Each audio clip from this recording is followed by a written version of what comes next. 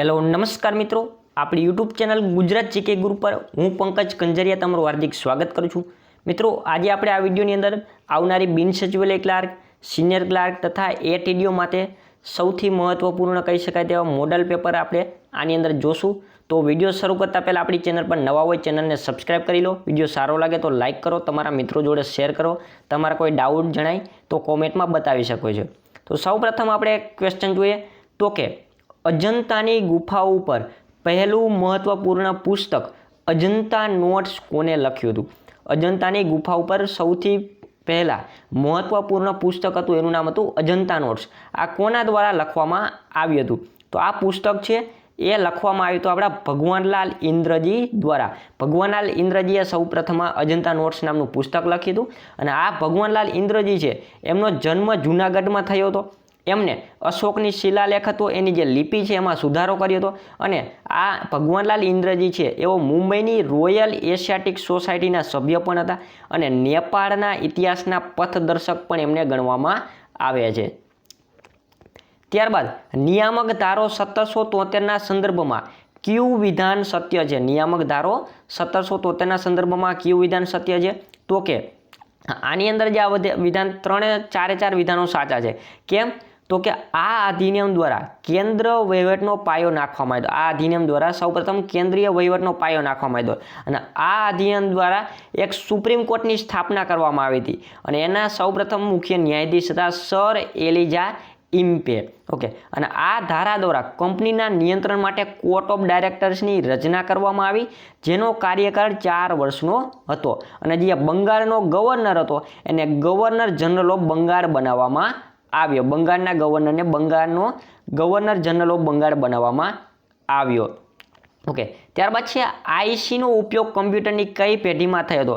Integrated circuit આનો ઉપયોગ કઈ પેઢીમાં થયો હતો કમ્પ્યુટરની? તો એ ત્રીજી પેઢીની અંદર થયો હતો। પહેલી પેઢીમાં વેક્યુમ ટ્યુબ, બીજી પેઢીમાં ટ્રાન્ઝિસ્ટર, ચોથી પેઢીમાં લાર્જ સ્કેલ ઇન્ટિગ્રેશન એટલે કે માઇક્રો પ્રોસેસર અને પાંચમી પેઢીની અંદર આર્ટિફિશિયલ ઇન્ટેલિજન્સનો આ 5 પેઢીનો સમાવેશ થાય છે।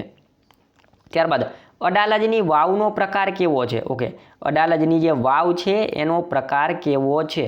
ઓકે, તો આ જે અડાલજની જે વાવ છે એનો પ્રકારની જો વાત કરવામાં આવે તો એ જયા પ્રકારની છે। ઓકે, જયા પ્રકારની અડાલજની વાવ આવેલી છે ગાંધીનગર જિલ્લાના અડાલજની અંદર। ઓકે, ગાંધીનગર જિલ્લો લાગશે, અમદાવાદ જિલ્લો નહીં લાગે। જયા પ્રકારની વાવ છે, ટોટલ 4 પ્રકારની વાવ હોય છે, નંદા, ભદ્રા, જયા અને વિજયા। જયા પ્રકારની વાવ હોય એમાં 3 પ્રવેશ દ્વાર હોય છે, 3 પ્રવેશ દ્વારો છે એટલા માટે એને જયા પ્રકારની વાવ કહેવામાં આવે છે। ત્યારબાદ આ જે અડાલજની જે વાવ છે 1499માં ગાંધીનગર જિલ્લાના અડાલજ ખાતે વાઘેલા વંશના રાવ વીરસિંહના ધર્મપત્ની રાણી રૂડાબાઈએ આ વાવ બંધાવી હતી। આ વાવ હિન્દુ ઇસ્લામિક સ્થાપત્ય શૈલીમાં બનેલી છે।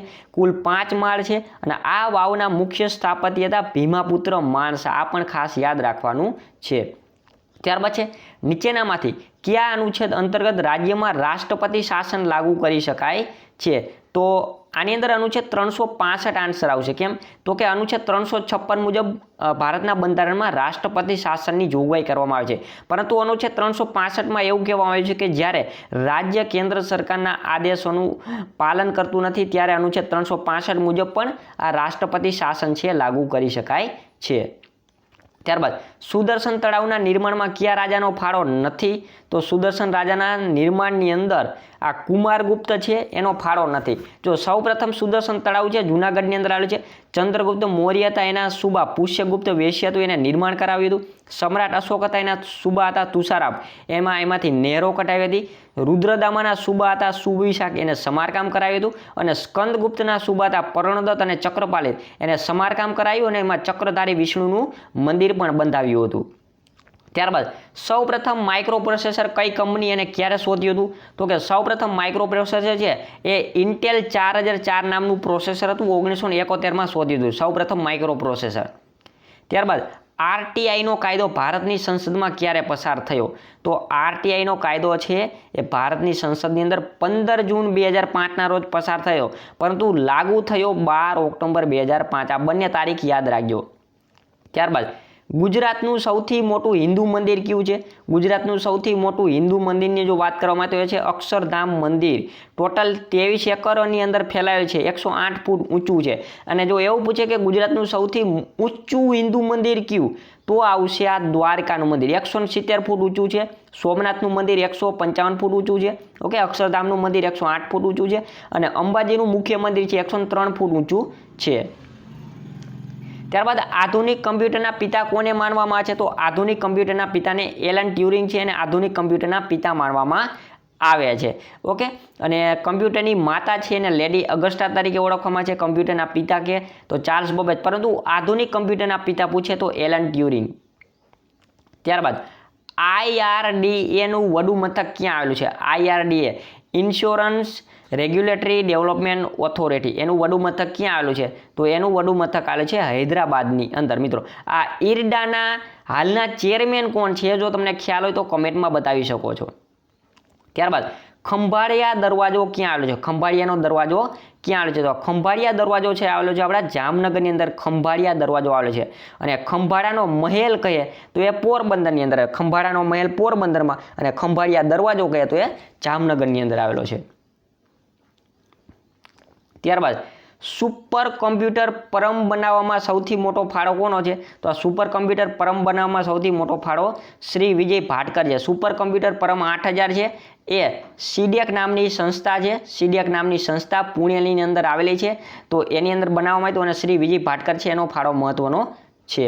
ઓકે, અને સુપર કોમ્પ્યુટર આ પરમ છે. ભારતનું સૌપ્રથમ સુપર કોમ્પ્યુટર હતું. વિશ્વનું પ્રથમ સુપર કોમ્પ્યુટર કહેવાય ક્રે 1 આવશે. ઓકે, ક્રે 1 છે વિશ્વનું સૌપ્રથમ સુપર કોમ્પ્યુટર હતું.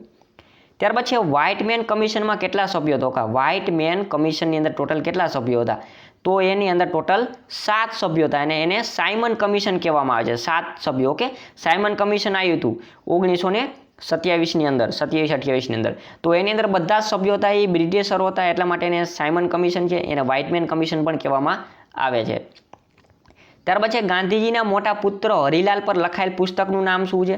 તો એના પુસ્તકનું નામ છે પ્રકાશનો પડછાયો. શું છે? પ્રકાશનો પડછાયો. અને એ દિનકર જોશી દ્વારા લખવામાં આવ્યું છે. પ્રકાશનો પડછાયો, ગાંધીજીના મોટા પુત્ર હરિલાલ ગાંધી. આ પ્રશ્ન તલાટીકા મંત્રીની પરીક્ષામાં પૂછાઈ ચૂકેલો છે.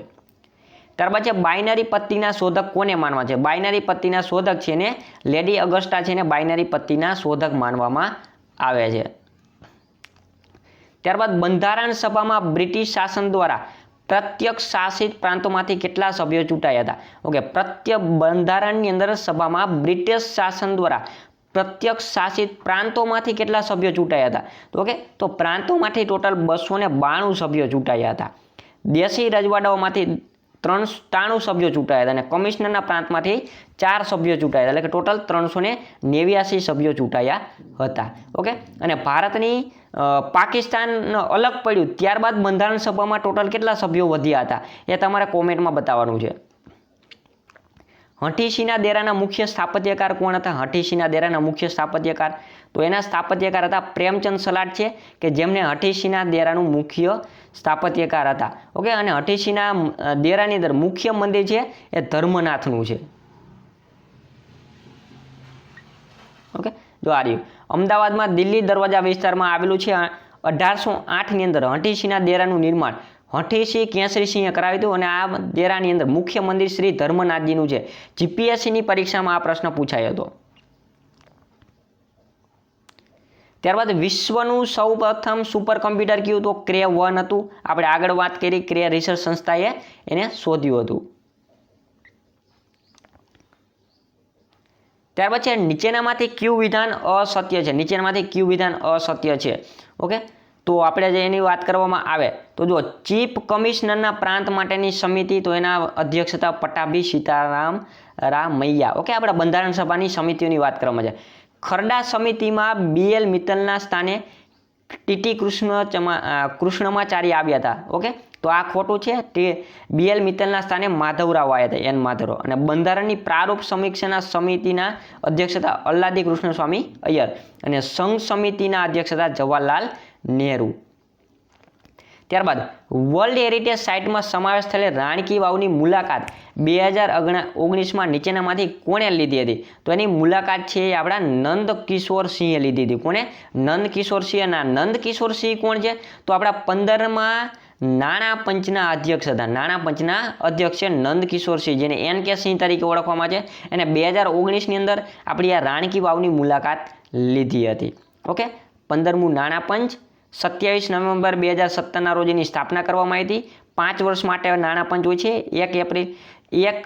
1 એપ્રિલ 2020થી 31 માર્ચ 2025 સુધી આ રહેશે. ઓકે, અને એના બીજા સભ્યોની વાત કરીએ, NK સિંહ છે એના અધ્યક્ષ છે. ત્યારબાદ અજય નારાયણ ઝા, પછી પ્રોફેસર અનુપ સિંહ છે, અશોક લહેરી છે, પ્રોફેસર રમેશચંદ્ર છે. ઓકે, આ બધા એના સભ્યો છે નાણાં પંચના. ત્યારબાદ એનાલોગ અને ડિજિટલ આ બંને પ્રકારના મિશ્ર કમ્પ્યુટરને શું કહેવામાં આવે છે? તો એને આપણે હાઇબ્રિડ કમ્પ્યુટર કહેવામાં આવે છે. જેમ કે સિસ્મોગ્રાફ છે કે જે ધરતીકંપના માપન માટેનું એક યંત્ર છે, કમ્પ્યુટર છે, તો એને હાઇબ્રિડ કમ્પ્યુટર કહેવામાં આવે છે. એનાલોગ અને ડિજિટલ બંને પ્રકારનો એમાં સમાવેશ થાય છે. ઓકે, ત્યારબાદ છે નીચેનામાંથી કયું વિધાન અસત્ય છે? નીચેનામાંથી કયું વિધાન અસત્ય છે? ઓકે, તો આપણે જોઈએ તો કે રાષ્ટ્રપતિ સર્વસેનાપતિ છે અમેરિકામાંથી લેવામાં આવ્યું છે. ત્યારબાદ સૌથી વધુ મતના આધારે ચૂંટણીમાં વિજય કેનેડા, તો કેનેડા ન આવે, આપણે આ બ્રિટનમાંથી લીધું છે. સ્વતંત્રતા, સમાનતા, બંધુતા, ગણતંત્ર આ ફ્રાન્સમાંથી લીધું, તો આ પણ સાચું છે. રાજ્યસભામાં રાષ્ટ્રપતિ દ્વારા પસંદગી પામતા સભ્યો એ આયર્લેન્ડના બંધારણમાં લીધું છે. એટલે કે આ સૌથી વધુ મતના આધારે ચૂંટણીમાં વિજય બ્રિટન આવશે, કેનેડા નહીં આવે. ત્યારબાદ પ્રાચીન સમયનું શરણેશ્વર મહાદેવનું મંદિર અને તેમાં આવેલી 7 કોઠાવાળી વાવ ક્યાં આવેલી છે? તો એ આવેલી છે હળવદની અંદર. અને હળવદ તાલુકો કયા જિલ્લામાં આવેલો છે? તમારે કોમેન્ટમાં બતાવવાનું છે. હળવદની અંદર આવેલી છે 7 કોઠાવાળી વાવ અને પ્રખ્યાત શરણેશ્વર મહાદેવનું મંદિર હળવદની અંદર આવેલી છે. હળવદ તાલુકો કયા જિલ્લામાં આવેલો છે? તમારે કોમેન્ટમાં બતાવવાનું છે. યાદ રાખો, 7 કોઠાવાળી વાવ પૂછે તો હળવદની અંદર આવશે, અને 72 કાંઠાવાળી વાવ પૂછે તો એ મહેસાણાની અંદર આવશે. આ બે કન્ફ્યુઝન ના થાય. ત્યાર પછી ટ્રાન્ઝિસ્ટરની શોધ કોને કરી હતી? ઓકે, ટ્રાન્ઝિસ્ટરની શોધ કોને કરી હતી? તો કે વિલિયમ શોકલીએ 1948ની અંદર જોન બાર્ડિન અને વોલ્ટર બ્રેટેનની સાથે આ ટ્રાન્ઝિસ્ટરની શોધ કરી હતી. અને જેક કિલ્બી કહે તો એને આઈસી ચિપની શોધ કરી હતી. ત્યારબાદ આમુખના સંદર્ભમાં કોને કહ્યું હતું કે પ્રસ્તાવના એ અમેરિકાના સ્વતંત્રતા ઘોષણાથી પણ વધારે છે અને સમાન છે? તો આવું કીધું હતું આપણા એમ હદયતુલ્લા, કે જેઓ ચીફ જસ્ટિસ ઓફ ઇન્ડિયા રહ્યા હતા. એને એવું કીધું કે આપણી બંધારણનું જે આમુખ છે આપણા અમેરિકાના સ્વતંત્રની ઘોષણા કરતાં પણ વધારે છે અને સમાન છે. ત્યારબાદ ભગવાન પરશુરામના પિતા જમદગ્નિ અને તેની માતા રેણુકાની તપોભૂમિ તરીકે પ્રસિદ્ધ જમદગ્નિ આશ્રમ ક્યાં આવેલો છે? જમદગ્નિ આશ્રમ તો એ આવેલો છે ગીર સોમનાથ જિલ્લાની અંદર. ગીર સોમનાથ જિલ્લાની અંદર આ જમદગ્નિ આશ્રમ આવેલો છે. અને આ ગીર સોમનાથ જિલ્લાની અંદર જંજીરનો ધોધ પણ આવેલો છે, જે ગીર ગઢડા તાલુકો લાગે છે. જંજીરનો ધોધ. ઓકે, અને એવું પ્રશ્ન પૂછે કે ઝાંઝરીનો ધોધ કયા જિલ્લામાં આવેલો છે? એ તમારા કોમેન્ટમાં બધાનો. ઝાંઝરીનો ધોધ, જંજીરનો ધોધ ગીર સોમનાથમાં, ઝાંઝરીનો ધોધ પૂછે તો. ઓકે, સૌપ્રથમ કમ્પ્યુટર બેઝિક આર્કિટેક્ચર વિકસાવનાર કોણ હતું? તો એ હતા જોન વોન ન્યુમન, કે જેને સૌપ્રથમ બેઝિક કમ્પ્યુટરનું આર્કિટેક્ચર છે એ વિકસાવ્યું હતું. ત્યારબાદ જવાહરલાલ નહેરુ દ્વારા બંધારણ સભામાં રજૂ કરવામાં આવેલો ઉદ્દેશ્ય પ્રસ્તાવ બંધારણ સભાએ ક્યારે મંજૂર કર્યો હતો? તો એ મંજૂર કર્યો હતો 22 જાન્યુઆરી 1947ના રોજ. યાદ રાખજો, ઉદ્દેશ્ય પ્રસ્તાવ રજૂ કર્યો હતો 13 ડિસેમ્બર 1946ના રોજ, પણ એને મંજૂર કરવામાં આવ્યો 22 જાન્યુઆરી 1947ની અંદર. ત્યારબાદ પહેલી પેઢીના કમ્પ્યુટરની સ્પીડ શેમાં માપવામાં આવતી હતી? તો પહેલી પેઢીના કમ્પ્યુટર હતા એની સ્પીડ માઇક્રો સેકન્ડમાં માપવામાં આવતી. ઓકે, તો થેન્ક યુ. આ હતા આપણા મોડેલ પ્રશ્નો. ઓકે, તો આપણી ટેલિગ્રામની અંદર પણ ચેનલ છે ગુજરાત જીકે ગુરુ, તો એને પણ એમાં સબસ્ક્રાઈબ કરી લેજો. ત્યાંથી પણ આપણે ક્વિઝ છે વગેરે ઘણી બધી માહિતી હું શેર કરતો હોઉં છું. Thank you.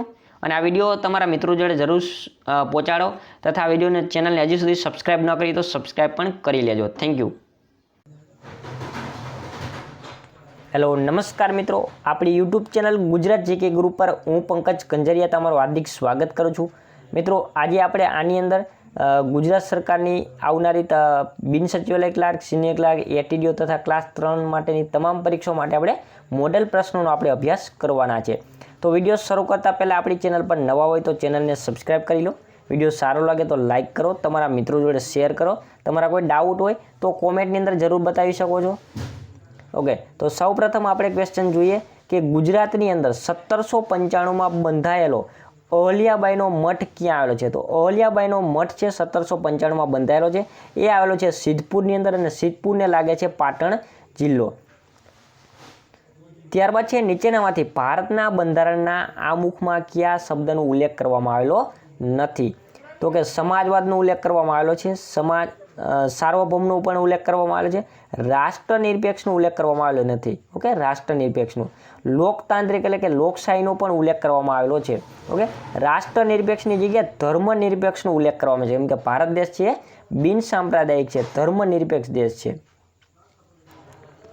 ત્યારબાદ હોસ્પિટલમાં ઇસીજી અને ડાયાલિસિસ માટે વપરાતા કમ્પ્યુટર કયા પ્રકારના હોય છે? ઓકે, ઇસીજી અને ડાયાલિસિસ માટે જે કમ્પ્યુટર વાપરવામાં છે એને હાઇબ્રિડ કમ્પ્યુટર કહેવામાં આવે છે. શું કહેવામાં છે? એને હાઇબ્રિડ કમ્પ્યુટર કહેવામાં છે. કેમ કે એમાં એનાલોગ અને ડિજિટલ આ બંનેનું મિશ્રણ હોય છે. ત્યારબાદ કુંભારિયાના દેરા કોણે બંધાવ્યા હતા? કુંભારિયાના જે દેરાઓ છે એ કોણે બંધાવ્યા હતા? તો એ વિમલ મંત્રીએ બંધાવ્યો હતો. કે મંત્રી વિમલ વસઈ છે એને કુંભારિયાના દેરા બંધાવ્યા હતા. ભીમદેવ પહેલો છે એને પોતાનો મંત્રી બનાવ્યો હતો, વિમલ વસઈએ કુંભારિયાનો.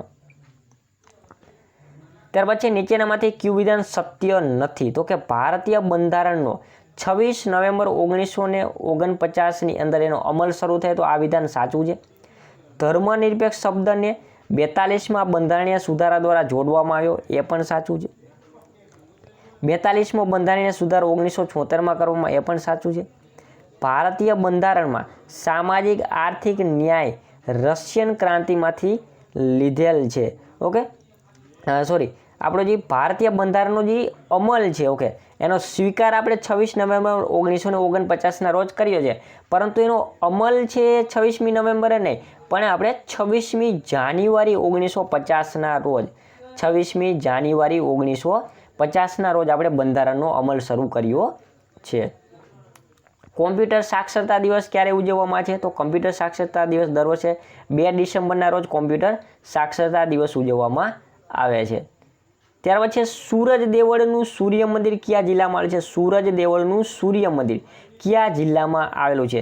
તો એ જિલ્લો છે એને લાગે છે સુરેન્દ્રનગર જિલ્લાની અંદર થાનગઢ પાસે. ક્યાં? સુરેન્દ્રનગર જિલ્લાની અંદર થાનગઢ પાસે આ સૂરજ દેવળનું સૂર્ય મંદિર આવેલું છે. સૂરજ દેવળનું સૂર્ય મંદિર આવેલું છે. ઓકે, અને આ સુરેન્દ્રનગર જિલ્લાનો જે મૂળી તાલુકો છે, મૂળી તાલુકો, તો ત્યાં માંડવરાયજીનું સૂર્ય મંદિર આવેલું છે. કેનું? માંડવરાયજીનું સૂર્ય મંદિર આવેલું છે. ઓકે, આ સૂરજ દેવળની વાત કરવામાં આવે તો થાન પાસે 14મી 15મી સદીની અંદર આ સૌરાષ્ટ્રના મધ્ય ભાગમાં બનાવવામાં આવ્યું હતું. આ સૂર્ય મંદિરનો ઉલ્લેખ બુટડિયા લેખ નામના અભિલેખમાં કરવામાં આવે છે. ગુજરાતના સુબા સુજાદ ખાને 1690 દરમિયાન આ મંદિરનો ધ્વંસ કર્યો હતો. 1935ની અંદર કાઠી લોકોએ આ મંદિર ફરીથી બંધાવ્યું જે સૂરજ દેવળ તરીકે પ્રચલિત થયું. ઓકે, આ સૂરજ દેવળની વાત કરી. ત્યારબાદ છે કે મુનશીનો સંબંધ નીચેનામાંથી કોની સાથે છે? ઓકે, કનૈયાલાલ માણેકલાલ મુનશીનો સંબંધ કોની સાથે છે?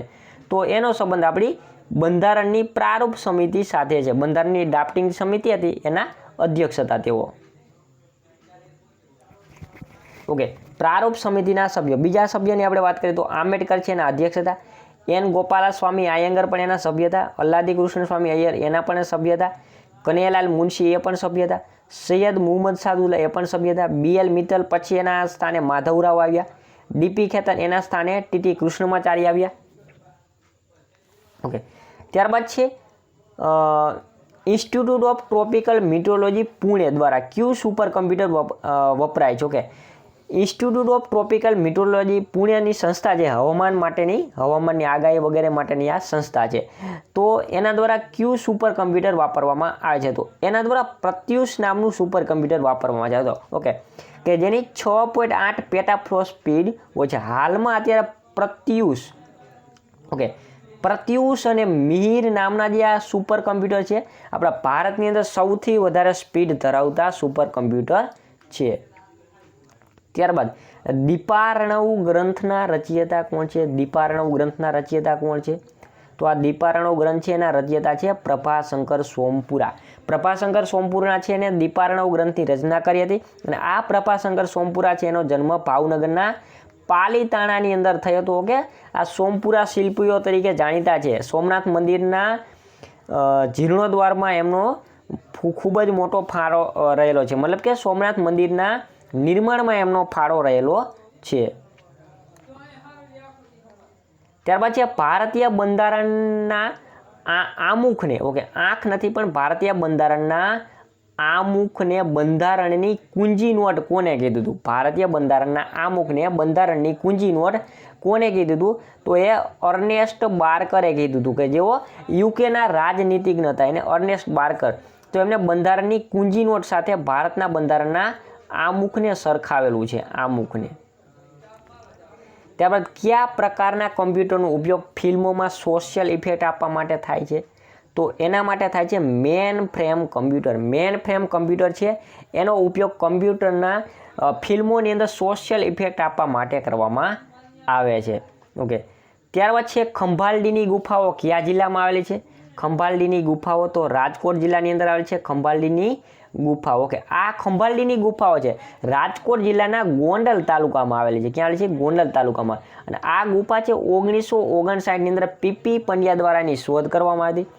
અને આ ગુફાની અંદર બોધિસત્વના પદ્મપાણી અને વજ્રપાણીની મોટી આકૃતિઓ આવેલી છે.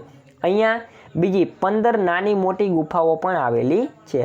આ ગુફાનું સંચાલન ગુજરાત રાજ્યના પુરાતત્વ વિભાગ દ્વારા કરવામાં આવે છે. ઓકે, ખંભાલડીની ગુફાઓ રાજકોટ પાસે ગોંડલની અંદર, ગોંડલ તાલુકામાં. ત્યારબાદ ભારતીય બંધારણમાં પ્રસ્તાવનાની ભાષા કયા દેશમાંથી લેવામાં આવી છે? ઓકે, પ્રસ્તાવનાની ભાષા કયા દેશમાંથી લેવામાં આવેલી છે? તો આ જે પ્રસ્તાવનાની જે ભાષાની જો વાત કરવામાં આવે તો એ ઓસ્ટ્રેલિયામાંથી લેવાની. ભારતીય બંધારણમાં પ્રસ્તાવના એટલે આપણી આમુખ છે એની ભાષાની વાત કરવામાં આવે તો એ ઓસ્ટ્રેલિયામાંથી લીધી છે. પરંતુ આમુખનો વિચાર પૂછે તો એ આપણે અમેરિકાના બંધારણમાંથી લીધું છે. ઓકે, ત્યારબાદ કૃત્રિમ બુદ્ધિનો ઉપયોગ કઈ પેઢીના કમ્પ્યુટરમાં કરવામાં આવ્યો? કૃત્રિમ બુદ્ધિનો ઉપયોગ 5મી પેઢીમાં કરવામાં આવ્યો, એટલે કે આર્ટિફિશિયલ ઇન્ટેલિજન્સ છે એનો કમ્પ્યુટરની 5 ટોટલ પેઢીઓ છે એમાં 5મી પેઢીમાં કરવામાં આવ્યો હતો. ત્યારબાદ પાનંદ્રો લિગ્નાઇટ કોલસોની ખાણ કયા જિલ્લામાં આવેલી છે? તો એ આપણા કચ્છ જિલ્લાની અંદર આવેલી છે. ક્યાં આવેલી છે? કચ્છ જિલ્લાની અંદર પાનંદ્રો લિગ્નાઇટ કોલસાની ખાણ આવેલી છે. 1970ના દાયકામાં તેની શરૂઆત થઈ હતી અને તે ગુજરાત મિનરલ ડેવલપમેન્ટ કોર્પોરેશન દ્વારા ચલાવવામાં આવે છે. ગુજરાત મિનરલ ડેવલપમેન્ટ કોર્પોરેશન દ્વારા આ ખાણ છે ચલાવવામાં આવે છે. ઓકે, ત્યારબાદ બંધારણ સભામાં કચ્છ પ્રાંતમાંથી કોણે ભાગ લીધો હતો? કે બંધારણ સભાની અંદર કચ્છ પ્રાંતમાંથી સભ્ય તરીકે કોને ભાગ લીધો હતો? તો હતા તે શ્રી ભવાની અર્જુન ખીમજી. શ્રી ભવાની અર્જુન ખીમજી છે એમને બંધારણ સભામાં કચ્છ પ્રાંતમાંથી એને ભાગ લીધો હતો. ઓકે, આ ભવાની અર્જુન ખીમજી છે એની થોડી આપણે વાત કરીએ તો આ શ્રી ભવાની અર્જુન ખીમજી છે 1930ના આંદોલનથી વ્યાપારની સાથે રાજનીતિ અને સામાજિક કાર્યની અંદર જોડાય છે. યુરોપની યાત્રાથી તેમણે વિવિધ પ્રવૃત્તિઓ અને સમસ્યાનું જ્ઞાન થયું. વ્યાપારી વર્ગનું તેઓ પ્રતિનિધિત્વ કરતા હતા. કોંગ્રેસના નિર્માણમાં પણ પોતે યોગદાન આપ્યું છે.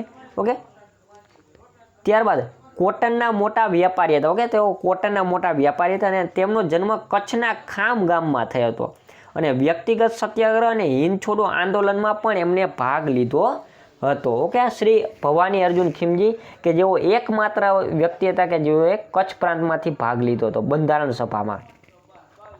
ત્યારબાદ પ્રથમ પેઢીના કમ્પ્યુટરમાં કઈ લેંગ્વેજનો ઉપયોગ થયો હતો? પ્રથમ પેઢીના કમ્પ્યુટરમાં કઈ લેંગ્વેજનો ઉપયોગ થયો હતો? તો એની અંદર મશીન લેંગ્વેજનો ઉપયોગ થયો હતો. પ્રથમ પેઢીના કમ્પ્યુટરમાં કઈ લેંગ્વેજનો? મશીન લેંગ્વેજનો ઉપયોગ થયો હતો. ત્યારબાદ ટંકારી બંદર કયા જિલ્લામાં આવેલું છે? ટંકારી બંદર આવેલું છે આપણા ભરૂચ જિલ્લાની અંદર. જંબુસર તાલુકો કાવી બંદર પણ અહીંયા આવેલું છે ભરૂચની અંદર. ઓકે, ટંકારી બંદર ભરૂચ જિલ્લાની અંદર આવેલું છે, યાદ રાખજો. ત્યારબાદ નીચેનામાંથી કયા કાયદાઓ 26 નવેમ્બર 1949થી લાગુ થઈ ગયા હતા? ઓકે, ભારતીય બંધારણનો અમલ આપણે 26મી જાન્યુઆરી 1950ના રોજ કરવામાં આવ્યો, પરંતુ 26 નવેમ્બર 1949ના રોજ ભારતનું બંધારણ સ્વીકારવામાં આવ્યું ત્યારથી જ અમુક કાયદાઓને આપણે અમલ શરૂ થઈ ગયો હતો. તો આ બધા જ કાયદાઓ જેમ કે નાગરિકતા, ઓકે, નાગરિકતા, ચૂંટણી, કામચલાઉ સરકાર અને સંસદ, કટોકટીને લગતી જોગવાઈઓ, આ તમામ જોગવાઈઓ છે આ 26 નવેમ્બર 1949થી લાગુ થઈ ગયું હતું. ત્યારબાદ છે સૌપ્રથમ કમ્પ્યુટરની ભાષા કઈ હતી? સૌપ્રથમ કમ્પ્યુટરની ભાષા કઈ હતી? તો એ હતી Fortran, okay, formula translation. John Backus દ્વારા 1957માં શોધવામાં આવી, ફોર્ટન. ત્યાર પછી બરફના શિવલિંગનું, ઓકે, બરફના શિવલિંગનું અમરનાથ, મિની અમરનાથ કયા જિલ્લામાં છે? ઓકે, બરફના શિવલિંગનું અમરનાથ, મિની અમરનાથ કયા જિલ્લામાં આવેલું છે? તો એ આવેલું છે આપણા ગાંધીનગરની અંદર, ઓકે. બરફના શિવલિંગનું અમરનાથ, મિની અમરનાથ ગાંધીનગર જિલ્લાની અંદર આવેલું છે. ત્યાર પછી ભારતના વિભાજન પછી બંધારણ સભામાં દેશી રજવાડાનું પ્રતિનિધિત્વનું કેટલી સીટનું હતું? ઓકે, દેશી રજવાડાનું પ્રતિનિધિત્વ 70 સીટ હતી. ભારતના વિભાજન પછી બંધારણ સભામાં દેશી રજવાડાઓની કેટલી? 70 સીટો હતી. ત્યારબાદ એનાલિટિકલ એન્જિનનું એન્જિન નામનું કમ્પ્યુટર કોને વિકસાવ્યું હતું? તો એ વિકસાવ્યું હતું આપણા ચાર્લ્સ બબેજે. ચાર્લ્સ બબેજ દ્વારા એનાલિટિકલ એન્જિન નામનું કમ્પ્યુટર વિકસાવવામાં આવ્યું હતું, ઓકે. 1837ની અંદર સિમ્પલ મિકેનિકલ કમ્પ્યુટર હતું આ. ત્યારબાદ છે કેલ્સાઇટનો જથ્થો પનાલા ડિપોઝિટ તરીકે જાણીતો કયા જિલ્લામાં આવેલો છે? ઓકે, કેલ્સાઇટનો જથ્થો છે એ જૂનાગઢ જિલ્લાની અંદર આવેલો છે. પંચમહાલની અંદર શિવરાજપુરની મેગેઝીનની ખાણ જોવા મળે છે. ત્યાર પછી ભારતનું બંધારણ ક્યારે સ્વીકારવામાં આવ્યું? ઓકે, તો ભારતનું બંધારણ ક્યારે સ્વીકારવામાં આવ્યું? તો યાદ રાખજો, કન્ફ્યુઝન વાળો ક્વેશ્ચન છે. ભારતનું બંધારણ ક્યારે સ્વીકારવામાં આવ્યું? આપણે બધાને ખ્યાલ છે 26 નવેમ્બર 1949ના રોજ સ્વીકારવામાં આવ્યું. પરંતુ ઘણીવાર ઓપ્શનની અંદર આવો પણ ઓપ્શન આપી દેશે, તો યાદ રાખજો મિતિ માર્ગશીર્ષ શુક્લ સપ્તમી 2006 વિક્રમીના રોજ ભારતનું બંધારણ સ્વીકાર્યું, એટલે કે 26 નવેમ્બર 1949ના રોજ, અને તેને મિતિ માર્ગશીર્ષ શુક્લ સપ્તમી સંવત 2006 પણ કહેવામાં આવે છે. વિક્રમ સંવત પૂછે તો આ આવશે. ત્યારબાદ ગણનયંત્ર માટે અલ્ગોરિધમની શોધ કોણે કરી હતી? ગણનયંત્ર માટે અલ્ગોરિધમની શોધ કોણે કરી હતી? તો ગણનયંત્ર માટે જ્હોન નેપિયર છે, એમણે અલ્ગોરિધમની શોધ કરી હતી. ત્યારબાદ હિંગોળગઢ પક્ષી અભયારણ્ય કયા જિલ્લામાં આવેલું છે? હિંગોળગઢ પક્ષી અભયારણ્ય છે આપણા રાજકોટ જિલ્લાની અંદર વિછિયા તાલુકાની અંદર આવેલ છે હિંગોળગઢ પક્ષી અભયારણ્ય, ઓકે. તો મિત્રો આ હતા બિન સચિવાલય તથા આવનારી તમામ પરીક્ષા માટેના મોડલ સવાલો, ઓકે. તો આપણે મળીશું નેક્સ્ટ વિડીયોની અંદર, ઓકે. અને આપણી ટેલિગ્રામની અંદર પણ ચેનલ છે ગુજરાત જીકે ગુરુ, તો એને પણ ફોલો કરી લેજો. ત્યાંથી પણ આપણે ઘણા બધા પોલ વગેરે માહિતી, વિડીયોની અપડેટ વગેરે આપતા રહેશું, ઓકે. Thank you.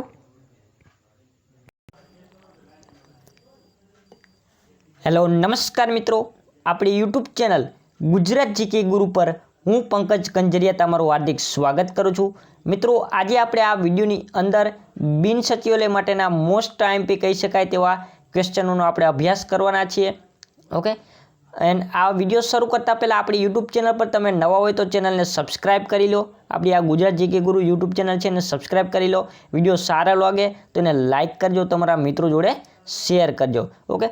એન્ડ આપણી જે ટેલિગ્રામની અંદર ચેનલ પણ છે ગુજરાત જીકે ગુરુ, તો એને પણ ફોલો કરી લેજો. ટેલિગ્રામની અંદર આપણી જે ચેનલ છે ગુજરાત જીકે ગુરુ, તો એને પણ ફોલો કરી લેજો. એની લિંક પણ તમને વિડીયોની નીચે આપેલી છે. તો ચાલો શરૂ કરીએ પ્રશ્નો. સૌ પ્રથમ પ્રશ્ન છે કે ચિત્રકલાની આ કમાંગર શૈલી કયા જિલ્લામાં જોવા મળે છે? ચિત્રકલાની આ શૈલી છે કમાંગર શૈલી જેને કહેવામાં છે એ કયા જિલ્લાની અંદર જોવા મળે છે? તો આપણે કચ્છ જિલ્લાની અંદર જોવા મળે છે. કયા જિલ્લાની અંદર કમાંગર શૈલી છે એ કચ્છ જિલ્લાની અંદર જોવા મળે છે. ચિત્રકલાની અલગ અલગ શૈલીઓ જોવા મળે છે, જેમ કે ભીંત ચિત્રકલા, કચ્છની આ કમાંગર શૈલી, પછી પિઠોરા, વારલી, આ વગેરે અલગ અલગ ચિત્રકળાઓની જે કલાઓ છે એમાંની જે કમાંગર શૈલી છે એ કચ્છની અંદર જોવા મળે છે. પછી રોગન આર્ટ કળા છે એ હમણાં અત્યારે ચર્ચામાં ખૂબ હતી, રોગન આર્ટ કળા, તો એ પણ આ કચ્છની અંદર જોવા મળે છે. ત્યારબાદ છે ભારત શાસન અધિનિયમ 1935 અંતર્ગત કયું વિધાન સત્ય છે? ભારત શાસન અધિનિયમ 1935નો જે કાયદો હતો એના અંતર્ગત કયું વિધાન સત્ય છે? તો એની અંદર જોઈએ તો આમ તો આપણા એક તો આ વિધાન સત્ય છે કે ભારત શાસન અધિનિયમ 1958ને સમાપ્ત કરી દેવામાં આવ્યા. આ અધિનિયમ દ્વારા 1958નો જે અધિનિયમ હતો એને આપણે સમાપ્ત કરી દીધું. પછી આ અધિનિયમ દ્વારા પુરુષો અને મહિલાઓને સમાન મતાધિકાર આપવાની જોગવાઈ કરવામાં આવી હતી. ઓકે, અને આ જે અધિનિયમ છે એ લાંબો વિસ્તૃત દસ્તાવેજ કે જેમાં 351 કલમો અને 10 અનુસૂચિઓ હતી. તો મિત્રો આ જે વિધાન આપણું છે ત્રીજું એ ખોટું છે. એનું કારણ શું છે કે આ 1935નો જે ભારત શાસન અધિનિયમ હતો એમાં 351 નહીં પરંતુ 321 અનુચ્છેદો હતા અને 10 અનુસૂચિ હતી, એટલે આ વિધાન ખોટું છે. ઓકે, આ ત્રીજું વિધાન છે ખોટું છે. એન્ડ આ જે અધિનિયમથી બર્માને ભારતથી અલગ કરી દેવામાં આવ્યું. આ 1935નો અધિનિયમ હતો એમાં બર્માને ભારતથી અલગ કરી દેવામાં આવ્યું હતું. ત્યારબાદ જોઈએ નેક્સ્ટ સવાલ કે નીચેનામાંથી કયા પ્રકારના લેઆઉટ વાળું કીબોર્ડ જોવા મળતું નથી? ઓકે, નીચેનામાંથી કયા પ્રકારના લેઆઉટ વાળું કીબોર્ડ આપણને જોવા મળતું નથી? તો એમાં જો આપણે જોઈએ તો ટોટલ 3 પ્રકારના લેઆઉટ વાળા કીબોર્ડ જોવા મળે. એક તો WQERTY, પછી છે DVORAK અને AZERTY. આ જે પ્રકારનું જે કીબોર્ડ છે જોવા મળતું નથી. ઓકે, જો અહીંયા મેં 3 કીબોર્ડ છે એના પિક્ચર પણ આપી દીધા છે. આ છે આ આખું આ છે AZERTY વાળું કીબોર્ડ, પછી આ છે આપણું QWERTY વાળું, પછી આ છે થર્ડ. ટોટલ આ 3 પ્રકારના કીબોર્ડ જોવા મળે છે માર્કેટની અંદર આપણને, બટ ક્યુ જોવા મળતું નથી તો કે આ ASDEFC વાળું. ઓકે, આ 3 જોવા આપણને મળશે. ત્યારબાદ ગાંધીજીએ ખાલી જગ્યાના ચિત્રો જોઈને કહ્યું કે મારી છાતી છે એમના ચિત્રો જોઈને ગજગજ ફૂલી ઉઠે છે, જોઈને ઉછળે છે. તો એવું કોના ચિત્રો જોઈને કહી દીધું? મહાત્મા ગાંધીજીએ રવિશંકર રાવળના જે ચિત્રો હતા, મહાત્મા ગાંધીજીએ રવિશંકર રાવળના જે ચિત્રો હતા એ જોઈને કીધું કે મારી છાતી છે તેમના ચિત્રો જોઈને ગજગજ ફૂલી ઉઠે છે. ઓકે, આ રવિશંકર રાવળનો જન્મ ક્યાં થયો હતો? ઓકે, રવિશંકર રાવળનો જન્મ ક્યાંથી હતો? તો કે ભાવનગરની અંદર એમનો જન્મ થયો હતો. એમને ક્યુ સામયિક ચલાવતા હતા એ તમારે કોમેન્ટમાં બતાવવાનું છે. રવિશંકર રાવળનું ક્યુ સામયિક પ્રસિદ્ધ હતું એ તમારે કોમેન્ટમાં બતાવવાનું છે. ત્યારબાદ નીચેનામાંથી ક્યુ વિધાન અસત્ય છે? નીચેનામાંથી ક્યુ વિધાન અસત્ય છે? ઓકે, તો આ જે ભારતમાં નાગરિક જન્મથી અથવા પ્રાકૃતિક રૂપથી રાષ્ટ્રપતિ બનવા માટે યોગ્ય છે.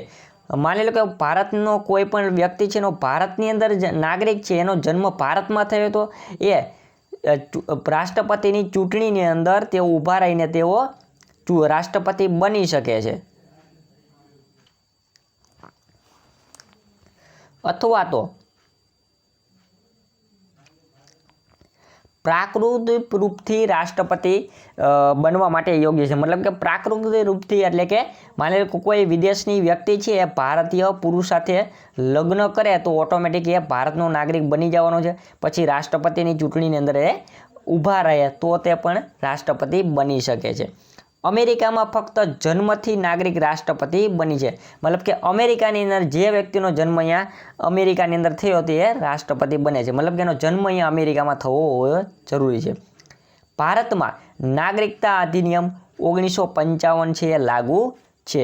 ત્યારબાદ છે ભારતના બંધારણના ભાગ 3માં નાગરિકતાનો ઉલ્લેખ કરવામાં છે. ઓકે, ભારતના બંધારણના ભાગ 3માં નહીં પરંતુ ભાગ 2ની અંદર નાગરિકતાનો ઉલ્લેખ કરવામાં છે. ભાગ 3માં મૂળભૂત અધિકારનો ઉલ્લેખ કરવામાં આવ્યો છે.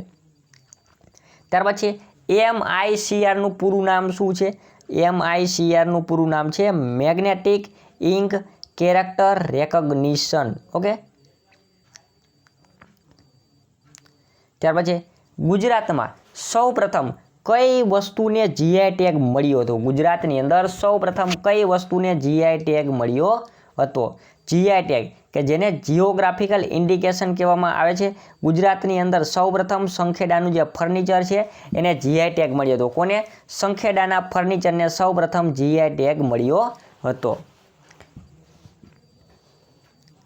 ઓકે, આ GI ટેગની જો બીજી વાત કરવામાં આવે તો કોઈ પ્રાદેશિક ચીજ વસ્તુઓ અને જે તે પ્રદેશની જે ભૌગોલિક ઓળખ ધરાવતી હોય તેવી વસ્તુને જીઆઈ ટેગ આપવામાં આવે છે.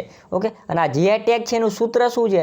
તો કે અતુલ્ય ભારતની અમૂલ્ય નિધિ. અતુલ્ય ભારતની અમૂલ્ય નિધિ એનું સૂત્ર છે. અને આ સિવાય ગુજરાતની અંદર તંગિયાલા શાલ છે સુરેન્દ્રનગરની અંદર, એને પણ જીઆઈ ટેગ મળેલો છે.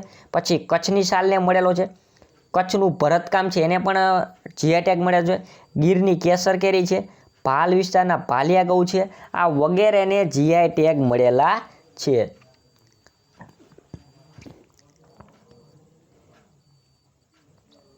ત્યારબાદ પ્રવાસી ભારતીય નાગરિક કોને કહેવામાં આવે છે?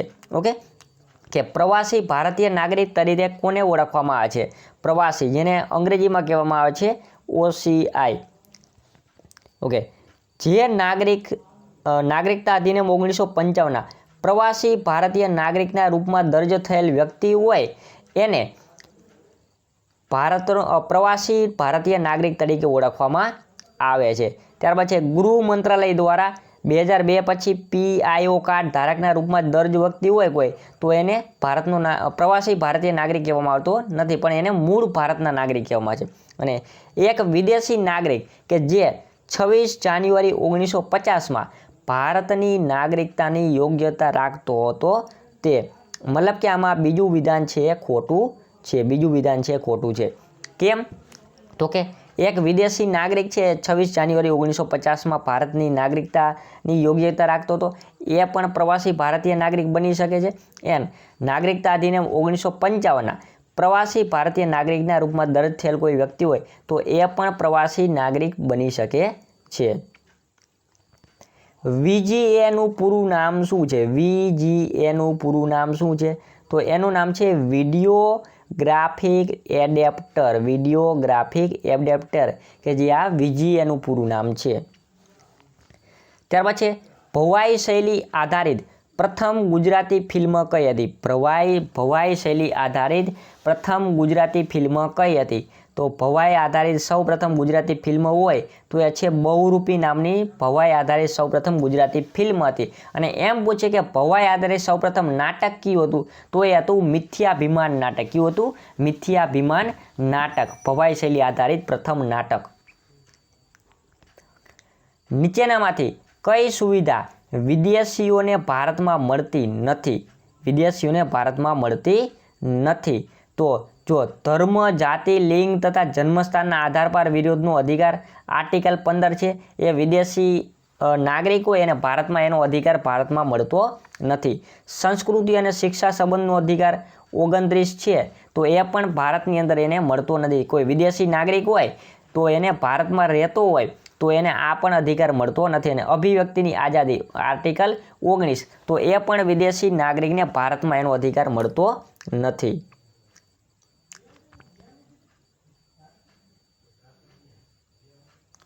ઓકે, ત્યારબાદ છે નીચેનામાંથી ક્યુ ઇમ્પેક્ટ પ્રિન્ટર છે? નીચેનામાંથી ક્યુ ઇમ્પેક્ટ પ્રિન્ટર છે? તો એ છે ડોટ મેટ્રિક્સ પ્રિન્ટર છે. ડોટ મેટ્રિક્સ પ્રિન્ટર, તો એ છે આપણું આ impact printer. Dot matrix printer છે એને ઇમ્પેક્ટ પ્રિન્ટર કહેવામાં આવે છે. ઓકે, પ્રિન્ટરના ટોટલ કેટલા? 2 પ્રકાર છે. એક તો છે ઇમ્પેક્ટ પ્રિન્ટર અને એક છે નોન ઇમ્પેક્ટ પ્રિન્ટર. ઇમ્પેક્ટ પ્રિન્ટરમાં ડેઝી વ્હીલ અને ડોટ મેટ્રિક્સ પ્રિન્ટર. નોન ઇમ્પેક્ટમાં ઇન્કજેટ, લેઝર અને થર્મલ પ્રિન્ટર. આટલાનો સમાવેશ થાય છે. યાદ રાખજો, ઇમ્પેક્ટ પ્રિન્ટર અને નોન ઇમ્પેક્ટ પ્રિન્ટર. ત્યારબાદ 1878માં મોરબીમાં આર્ય સુબોધ નાટક મંડળીની સ્થાપના કોણે કરી હતી? 1878માં મોરબીમાં આર્ય સુબોધ નાટક મંડળી જે હતી એની સ્થાપના કોણે કરી હતી? તો એ હતા આપણા ફૂલચંદભાઈ માસ્તર છે, એમને વાઘજીભાઈ ઓઝા છે, વાઘજીભાઈ ઓઝા, અને એમના ભાઈ હતા મૂલજીભાઈ. ઓકે, એમના ભાઈ હતા મૂલજીભાઈ. આ બંને ભેગા થઈને મોરબીમાં આર્ય સુબોધ નાટક મંડળીની સ્થાપના કરી હતી. આર્ય સુબોધ નાટક મંડળીની સ્થાપના કરી હતી. કોને? વાઘજીભાઈ ઓઝા અને તેમના ભાઈ મૂલજીભાઈ. ઓકે, અને આ ફૂલચંદભાઈ માસ્તર છે એમને તો આ મોરબીની આર્ય સુબોધ નાટક મંડળી હતી એને મહાસતી અનસુયા નામનું નાટક લખી આપ્યું હતું, પણ વાઘજીભાઈ ઓઝા અને એમના ભાઈ મૂલજીભાઈએ એની સ્થાપના કરી હતી. ત્યાર પછી OCI કાર્ડ ધારકના સંબંધમાં કયું વિધાન અસત્ય નથી. ઓકે, OCI કાર્ડ ધારક એટલે કે પ્રવાસી ભારતીય નાગરિક કહેવામાં આવે છે, અથવા તો એને ઓવરસીઝ સિટીઝન ઓફ ઇન્ડિયા પણ તરીકે ઓળખવામાં આવે છે. ઓકે, તો આ જે OCI કાર્ડ ધારકને રાજનૈતિક અધિકારની સમાનતા હોતી નથી. મતલબ કે અહીંયા અસત્ય નથી, મતલબ અહીંયા ખોટું કયું છે. તો જે આ પ્રવાસી ભારતીય નાગરિક હોય ને ભારતની અંદર રાજનૈતિક અધિકાર પ્રાપ્ત થતો નથી. ત્યારબાદ છે દેવળ દેવી વ ખીજર ખાન કૃતિના કર્તા કોણ છે? દેવળ દેવી વ ખીજર ખાન કૃતિના કર્તા કોણ છે? તો આ દેવળ દેવી વ ખીજર ખાન કૃતિના કર્તાની જો વાત કરવામાં આવે તો એ છે આપણા અમીર ખુસરો, કે જેને દેવળ દેવી વ ખીજર ખાન કૃતિ છે એ લખી હતી. પછી જો બિલણની વાત કરવામાં આવે તો એને કર્ણસુંદરી લખી, કૃષ્ણ કવિએ રત્નમાલા લખી, બાણભટ્ટ છે એમને હર્ષચરિત લખી. બાણભટ્ટે શું લખ્યું? હર્ષચરિત લખી હતી. ત્યારબાદ છે બાયજમાં થતી એક પ્રક્રિયાનું નામ જણાવો. બાયજમાં થતી એક પ્રક્રિયાનું નામ, તો એનું નામ છે પોસ્ટ અને એને કહેવામાં છે પાવર ઓન સેલ્ફ ટેસ્ટ. તો શું કહેવામાં છે? પાવર ઓન સેલ્ફ ટેસ્ટ તરીકે પણ તેને ઓળખવામાં આવે છે. બાયજમાં થાય છે પાવર ઓન સેલ્ફ ટેસ્ટ. ત્યારબાદ છે ભારતની નાગરિકતા કેવી રીતે સમાપ્ત કરી શકાય છે? તો ભારતની નાગરિકતા કેવી રીતે? તો કે સ્વૈચ્છિક ત્યાગથી બરખાસ્ત કરવામાં આવે કે નાગરિકતાથી વંચિત કરીને, તો આ તમામ પ્રકારે ભારતની નાગરિકતા છે ઓટોમેટિક રદ થઈ જાય છે. ત્યારબાદ છે લોથલ સિંધુ ખીણની સંસ્કૃતિની સૌથી મોટામાં મોટા કેટલા નંબરનું સ્થળ છે? લોથલ છે એ સિંધુ ખીણની સંસ્કૃતિનું સૌથી મોટામાં મોટા કેટલામાં નંબરનું સ્થળ છે? તો એની જો વાત કરવામાં આવે તો એ છે ટોટલ 8મા નંબરનું સ્થળ હતું. લોથલ છે એ સિંધુ ખીણની સંસ્કૃતિનું 8મા નંબરનું સ્થળ હતું. પ્રથમ નંબર આવે હડપ્પા કે જે પાકિસ્તાનમાં આવેલું છે. બીજા નંબરે આવે મોહેંજો-દડો, તો એ પણ પાકિસ્તાનમાં આવેલું છે. ધનેરીવાલા એ પણ પાકિસ્તાનમાં આવેલું છે. રાખીગઢ છે એ આવેલું છે આપણા હરિયાણાની અંદર. આ જે રાખીગઢ છે તે ભારતનું સૌથી મોટામાં મોટું સિંધુ ખીણની સભ્યતાનું સ્થળ છે. રાખીગઢ યાદ રાખજો. પછી ધોળાવીરા છે 5મા નંબરનું સ્થળ છે. ધોળાવીરા 5મા નંબરનું સ્થળ છે અને કચ્છમાં આવેલું છે. ત્યારબાદ 6ઠા નંબરે કાલીબંગાન રાજસ્થાનમાં આવેલું છે. રૂપનગર પંજાબની અંદર આવેલું છે અને લોથલ છે 8મા નંબરનું છે. લોથલ ક્યાં આવ્યું? તો કે લોથલ ક્યાં આવ્યું? તો કે અમદાવાદ જિલ્લાના ધોળકા તાલુકાના સરગાવલા નામના ગામ પાસે. કયા ગામ પાસે? સરગાવલા ગામ પાસે. ઓકે, આ લોથલ બંદર છે એ કઈ નદીના કિનારે વિકસ્યું હતું એ તમારે કોમેન્ટમાં બતાવવાનું છે. કઈ નદીના કિનારે વિકસ્યું હતું એ તમારે કોમેન્ટમાં બતાવવાનું છે. ત્યારબાદ છે અવાજ વડે કમ્પ્યુટરને કમાન્ડ આપતી સિસ્ટમ કયા નામથી ઓળખવામાં છે? અવાજ વડે કમ્પ્યુટરને કમાન્ડ આપતી સિસ્ટમ છે એને કયા નામથી ઓળખવામાં આવે છે? તો એને શું કહેવામાં આવે? તો એને સ્પીચ રેકગ્નિશન સિસ્ટમ કહેવામાં આવે છે. શું કહેવામાં છે? સ્પીચ રેકગ્નિશન સિસ્ટમ કહેવામાં આવે છે. જેમ કે આપણે વોટ્સઅપની અંદર આપણે બોલીએ એટલે લખાઈ જાય, એને સ્પીચ રેકગ્નિશન સિસ્ટમ કહીએ છીએ આપણે. ભારતની સંસદને બંધારણના કયા અનુચ્છેદ મુજબ નાગરિકતા કાયદો બનાવવાની શક્તિ આપવામાં આવે છે? ઓકે, ભારતના બંધારણની અંદર ભાગ 2 છે અને એની અંદર શું ઉલ્લેખ કરવામાં છે? નાગરિકતાનો. અનુચ્છેદ 5 થી 11માં નાગરિકતાનો ઉલ્લેખ કરવામાં આવ્યો છે. તો એની અંદર આપણા જે અનુચ્છેદ 11 છે એમાં આપણી ભારતની જે સંસદ છે એને નાગરિકતા વિશે કાયદો બનાવવાની શક્તિ આપવામાં આવેલી છે. ત્યારબાદ સોલંકી વંશના રાજાઓને ક્રમમાં ગોઠવો. ઓકે, સોલંકી વંશના જે રાજાઓ છે ને આપણે સૌપ્રથમ આમાં ક્રમમાં ગોઠવવાના છે. તો જોઈએ તો સૌપ્રથમ કોણ આવશે? તો કે આ મૂળરાજ પહેલો છે, સૌપ્રથમ આવશે. પછી આવશે ચામુંડા રાજ. કોણ આવશે? ચામુંડા રાજ. પછી આવશે વલ્લભરાજ. પછી આવશે આપણો આ દુર્લભ રાજ. ઓકે, મૂળરાજ પહેલો કે જેને સોલંકી વંશની સ્થાપના કરી, પછી ચામુંડા રાજ આવે, પછી વલ્લભરાજ અને દુર્લભ રાજ. ત્યારબાદ છે ડાબી તરફનું લખાણ કાઢવા માટે કઈ કીનો ઉપયોગ થાય? આપણે ડાબી તરફનું જે આ સાઈડનું જે ડાબી સાઈડનું જે લખાણ હોય એ કાઢવું હોય તો એના માટે બેક સ્પેસનો ઉપયોગ કરવામાં આવે છે. એનો બેક સ્પેસનો ઉપયોગ કરવામાં આવે. બટ જમણી સાઈડનું આપણે જો લખાણ દૂર કરવું હોય જમણી સાઈડનું તો એની અંદર ડિલેટ કીનો ઉપયોગ કરવામાં આવે છે. એનો ડિલેટ કીનો ઉપયોગ કરવામાં આવે છે. ત્યારબાદ દેશીયકરણ દ્વારા નાગરિકતા કેવી રીતે પ્રાપ્ત કરી શકાય છે? દેશીયકરણ દ્વારા નાગરિકતા કેવી રીતે પ્રાપ્ત કરી શકાય છે? તો કે વિદેશી પુરુષ સાથે લગ્ન કરવાથી. એનું આપણે બેસ્ટ જો એક્ઝામ્પલ હોય તો એ છે આપણા સોનિયા ગાંધી. ઓકે, કે જે સોનિયા ગાંધી છે એને ભારતની અંદર રાજીવ ગાંધી સાથે લગ્ન કર્યા, એટલા માટે આ સોનિયા ગાંધી છે તે હાલમાં એ ભારતની નાગરિકતા કહેવાય. ઓકે, ભારતની નાગરિક કહેવાય આ સોનિયા ગાંધી છે. નંદીઘર કોનો વાર્તા સંગ્રહ છે? ઓકે, નંદીઘર કોનો વાર્તા સંગ્રહ છે? તો એની જો વાત કરવામાં આવે તો નંદીઘર છે રઘુવીર ચૌધરીનો વાર્તા સંગ્રહ છે. નંદીઘર રઘુવીર ચૌધરીનો વાર્તા સંગ્રહ છે. ઓકે, એમ જે દર્શક છે એનો દર્શકની બંદીઘર નામની પ્રથમ નવલકથા હતી. એટલે યાદ રાખજો, આ છે નંદીઘર જે રઘુવીર ચૌધરીનો વાર્તા સંગ્રહ છે. આ જે છે આપણા છે આ દર્શક, તો એનું બંદીઘર નામની પ્રથમ નવલકથા છે. બંદીઘર નામની પ્રથમ નવલકથા છે.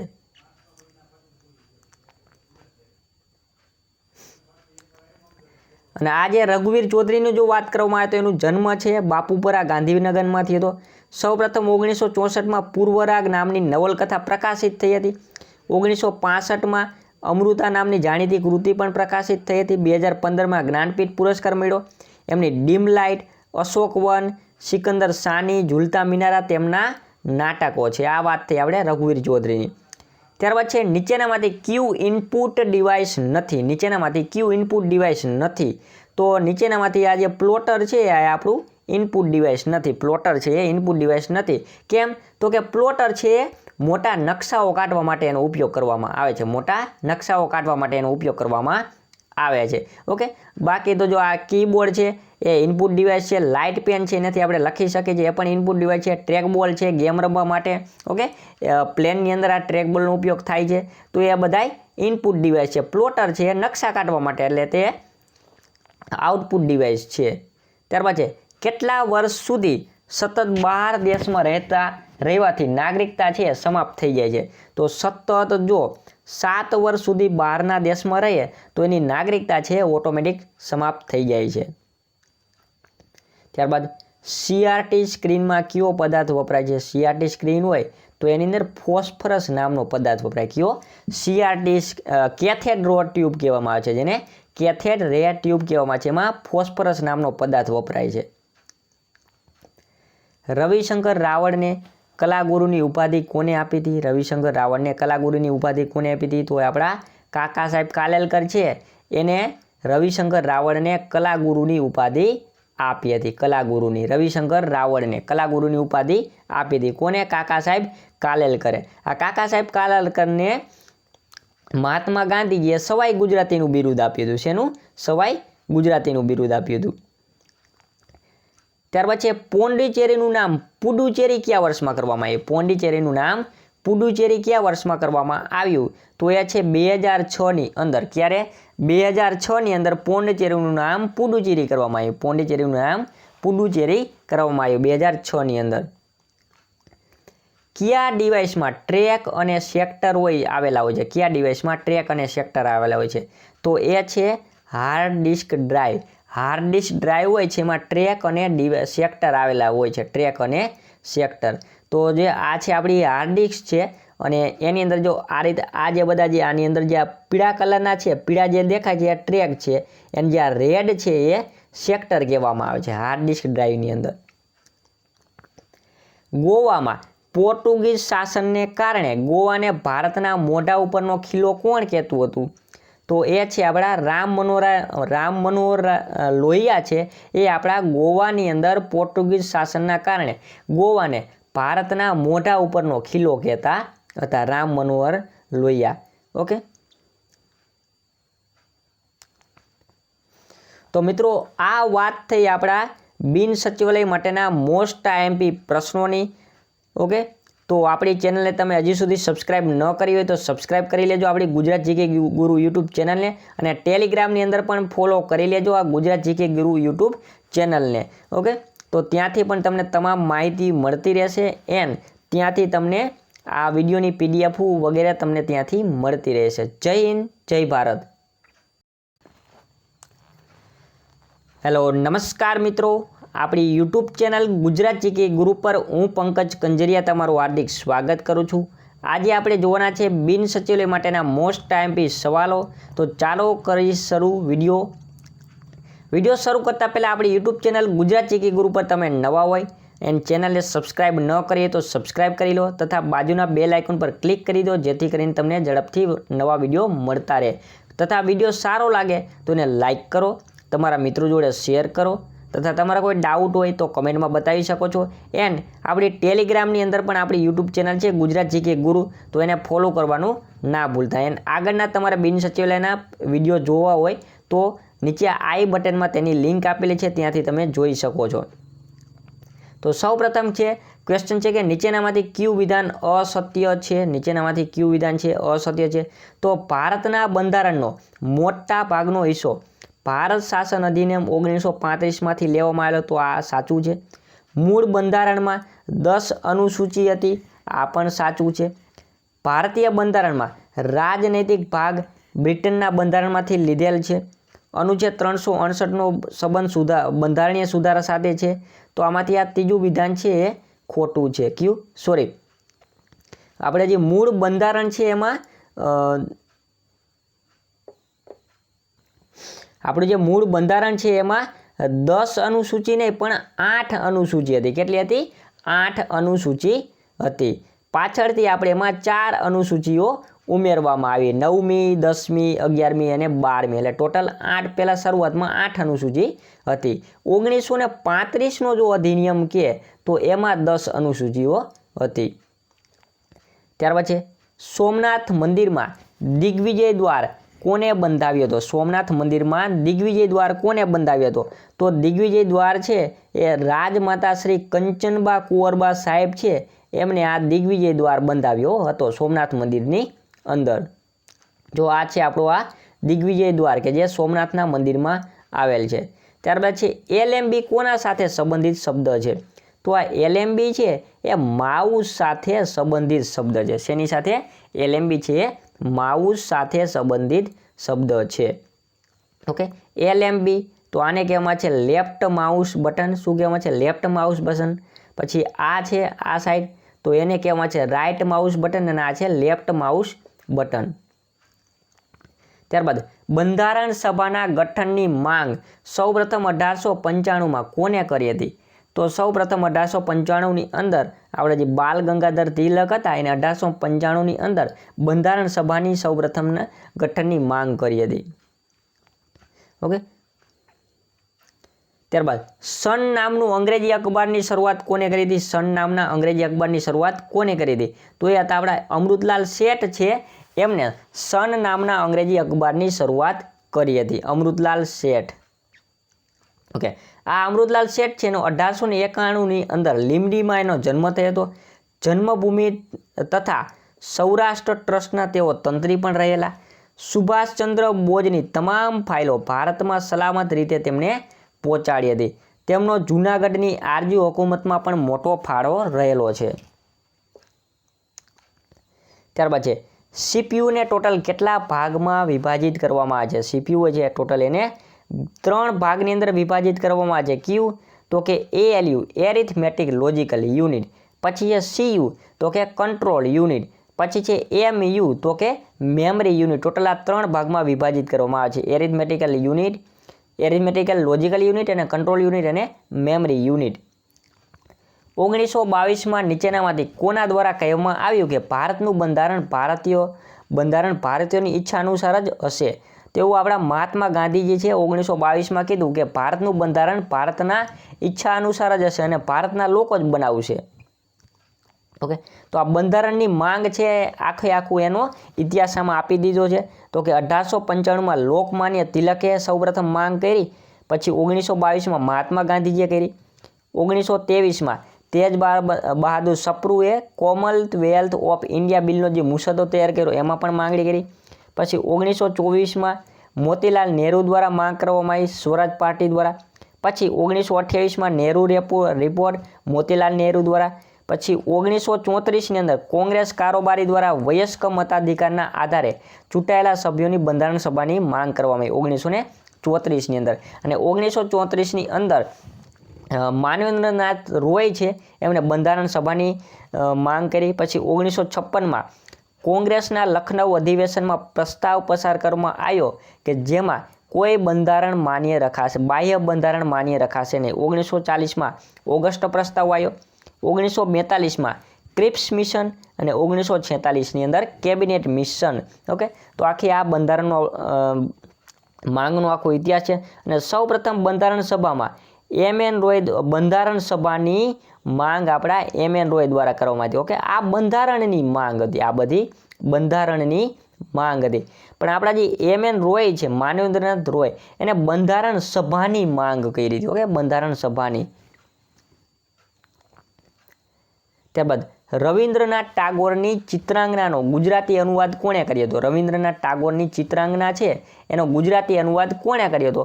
તો રવિન્દ્રનાથ ટાગોરની ચિત્રાંગનાનો ગુજરાતી અનુવાદ આપણા મહાદેવભાઈ દેસાઈ છે એમને કર્યો હતો. કોને? મહાદેવભાઈ દેસાઈએ. ત્યારબાદ ડબલ ડેન્સિટી ધરાવતી ફ્લોપી ડિસ્કમાં 1 ઇંચમાં કેટલા ટ્રેક હોય?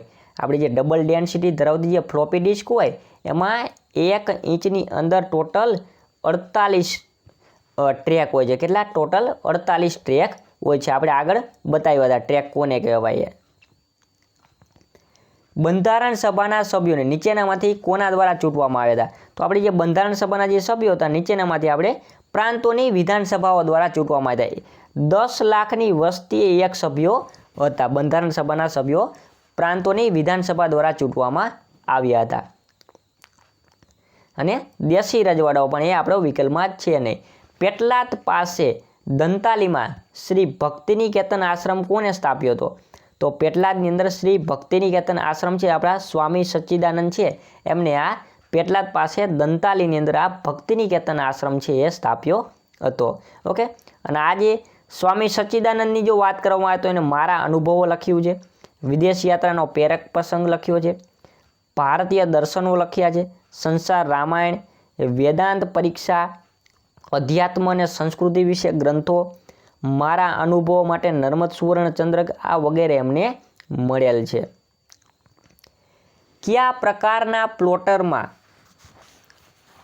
ચોક્કસ માપનું જ પેપર વાપરવામાં જાય? પ્લોટ નહીં આવે પણ અહીંયા આવશે પ્લોટર. શું છે? પ્લોટર.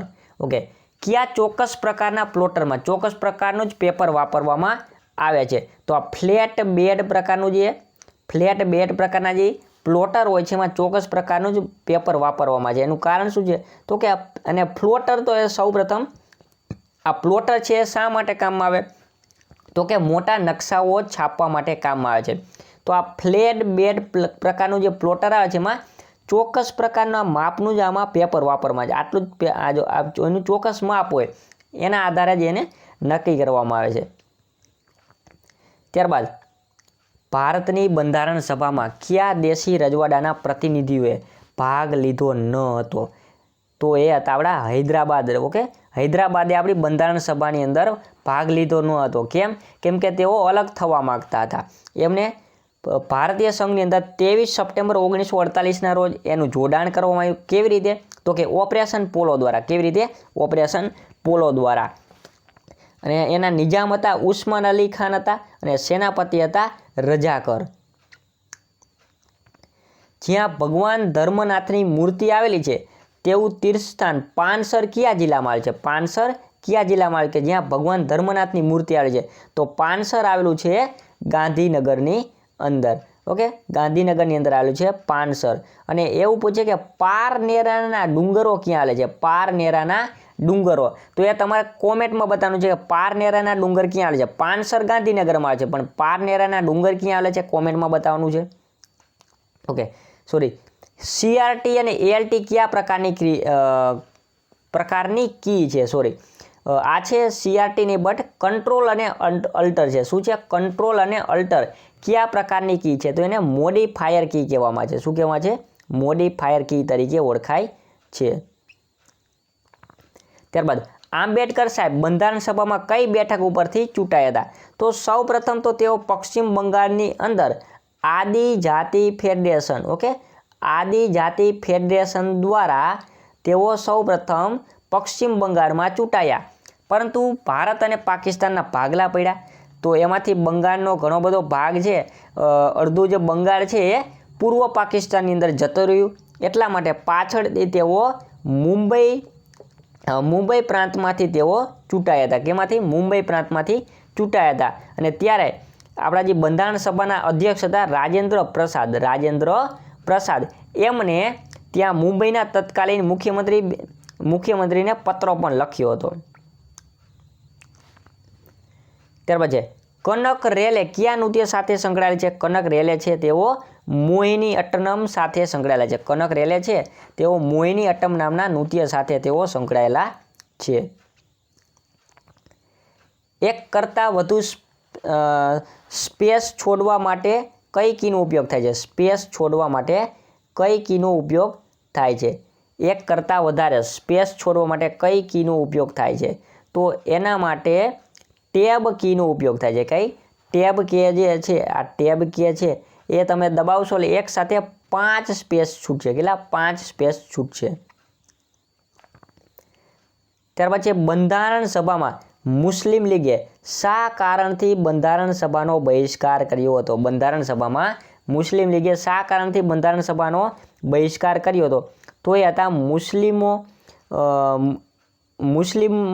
મુસ્લિમો માટે અલગ બંધારણ સભા ઈચ્છતી હતી. મુસ્લિમ લીગ છે મુસ્લિમો માટે અલગ બંધારણ સભા ઈચ્છતી હતી, એટલા માટે તેમને મુસ્લિમ લીગે બંધારણ સભામાંથી બહિષ્કાર કર્યો.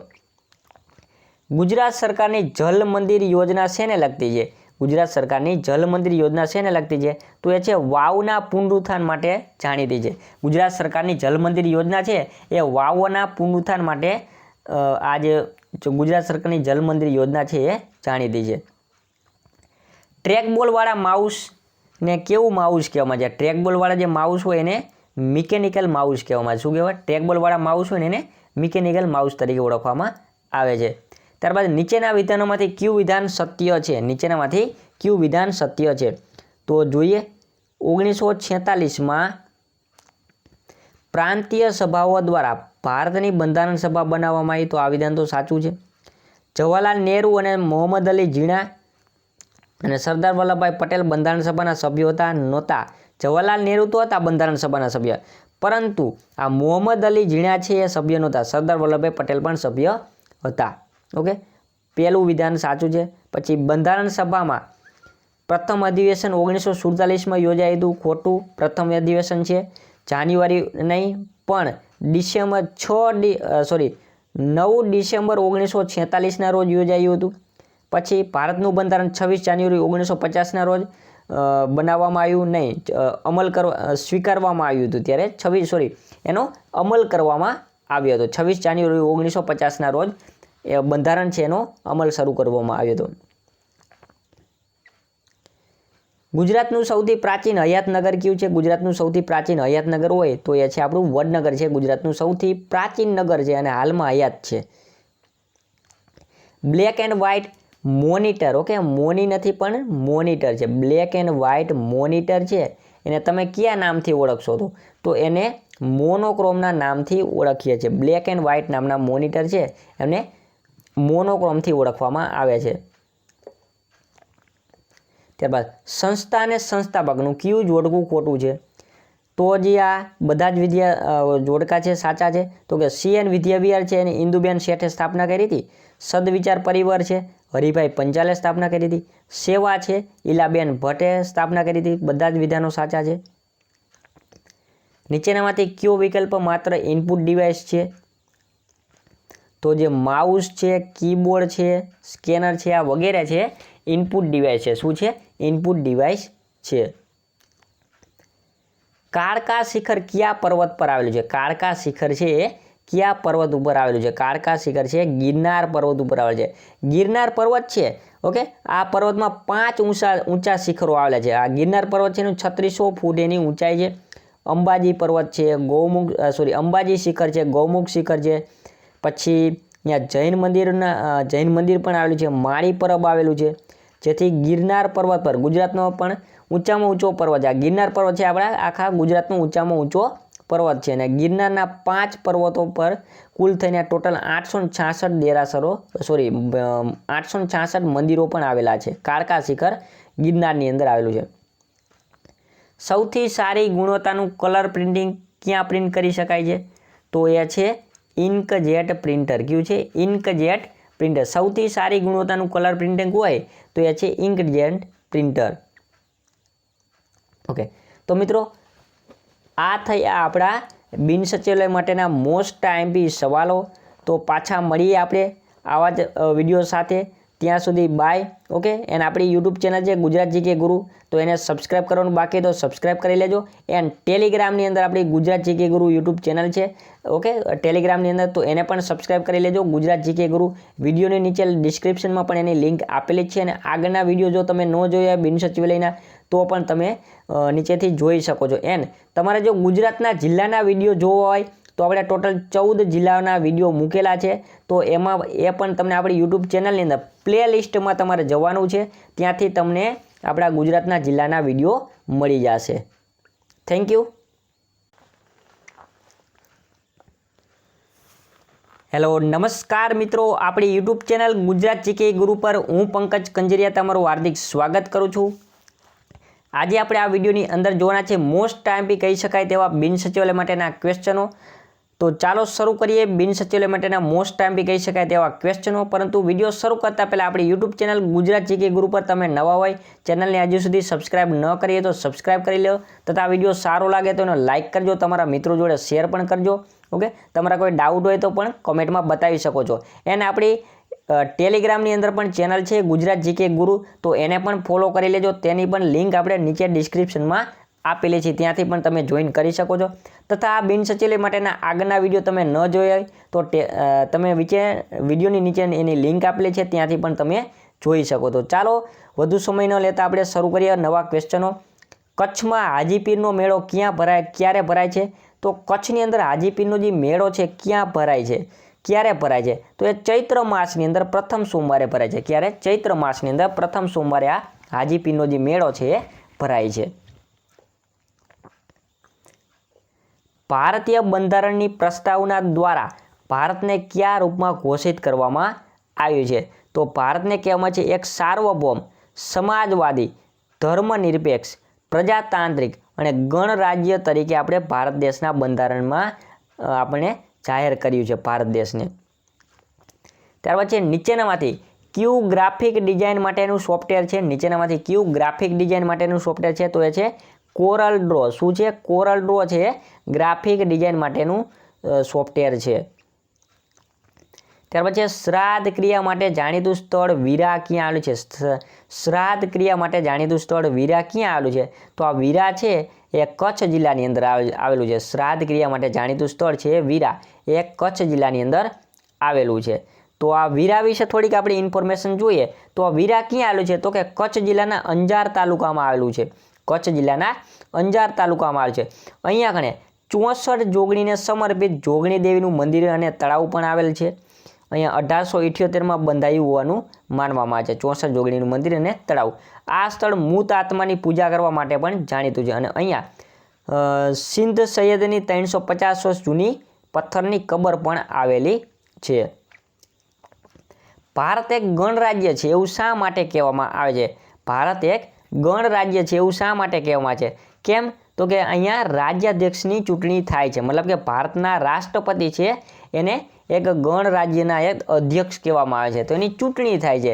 અને એવું નથી કે રાષ્ટ્રપતિનો છોકરો એ જ રાષ્ટ્રપતિ બને, જેમ કે બ્રિટન છે ત્યાં રાજાનો છોકરો જ રાજા બને છે, એવું ભારતમાં નથી. એ ચૂંટણી થાય છે, એટલા માટે ભારત દેશ છે ગણરાજ્ય છે. ત્યારબાદ એસક્યુએલનું પૂરું નામ શું છે? એસક્યુએલનું પૂરું નામ છે સ્ટ્રક્ચર ક્વેરી લેંગ્વેજ. એસક્યુએલનું પૂરું નામ છે સ્ટ્રક્ચર ક્વેરી લેંગ્વેજ. ત્યારબાદ સિંધુ ખીણની સભ્યતાના ગુજરાતમાંથી મળી આવેલા કયા સ્થળમાં રેન વોટર હાર્વેસ્ટિંગ સિસ્ટમ આપણને મળી આવે છે? રેન વોટર હાર્વેસ્ટિંગ સિસ્ટમ મળી આવેલી છે. તો એ છે આપણને ધોળાવીરામાંથી આપણને સિંધુ ખીણની સભ્યતાના ગુજરાતમાંથી મળી આવેલ સ્થળમાંથી આપણને રેન વોટર હાર્વેસ્ટિંગ સિસ્ટમ છે આપણને મળી આવી છે. ત્યારબાદ છે બંધારણની પ્રસ્તાવનામાં ઉપયોગ થયેલ શબ્દ સેક્યુલરનો મતલબ શું થાય છે? સેક્યુલરનો મતલબ શું થાય છે? એનો મતલબ થાય છે બધા નાગરિકોને ધર્મ અને ઉપાસનાની સ્વતંત્રતા છે. મતલબ કે કોઈ પણ દરેક વ્યક્તિને પોતાનો મનપસંદ ધર્મ પાળવાની સ્વતંત્રતા આપવામાં આવી છે. એને સેક્યુલર કહેવામાં આવે છે, જેને બિન સાંપ્રદાયિક કહેવામાં આવે છે, ધર્મ નિરપેક્ષ કહેવામાં આવે છે. અનુચ્છેદ 25માં એની જોગવાઈ કરવામાં આવેલી છે. ત્યાર પછી નીચેનામાંથી કઈ પ્રોગ્રામિંગ લેંગ્વેજ નથી? નીચેનામાંથી કઈ પ્રોગ્રામિંગ લેંગ્વેજ નથી? તો જોઈએ તો આ બેઝિક છે પ્રોગ્રામિંગ લેંગ્વેજ છે, જાવા પણ પ્રોગ્રામિંગ લેંગ્વેજ છે, સી લેંગ્વેજ પણ પ્રોગ્રામિંગ લેંગ્વેજ છે, ટ્રાઇંગ છે એ પ્રોગ્રામિંગ લેંગ્વેજ નથી.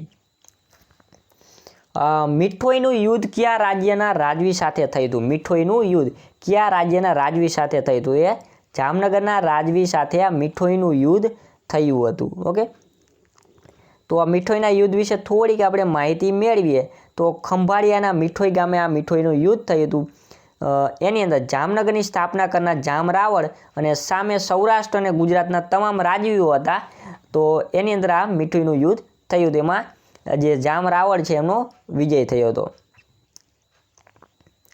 ત્યાર પછી ભારતીય બંધારણની પ્રસ્તાવનામાં કઈ ક્રાંતિની ઝલક જોવા મળતી નથી? ભારતીય બંધારણની પ્રસ્તાવનામાં કઈ ક્રાંતિની ઝલક જોવા મળતી નથી?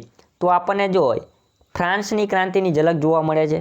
ઓકે, ફ્રાન્સમાંથી આપણે સ્વતંત્રતા, સમાનતા, બંધુત્વ લીધું છે. અમેરિકામાંથી આપણે મૂળભૂત અધિકારો, આમુખ વગેરે લીધું છે. બોલ્શેવિક ક્રાંતિ, રશિયામાંથી આપણે 3 પ્રકારના ન્યાય લીધા છે. ઓકે, સામાજિક, આર્થિક અને રાજકીય ન્યાય લીધા છે. આપણે મૂળભૂત ફરજો પણ લીધી છે. ચીનમાંથી આપણે કંઈ લીધું નથી અને લેવા જેવું પણ કંઈ છે નહીં.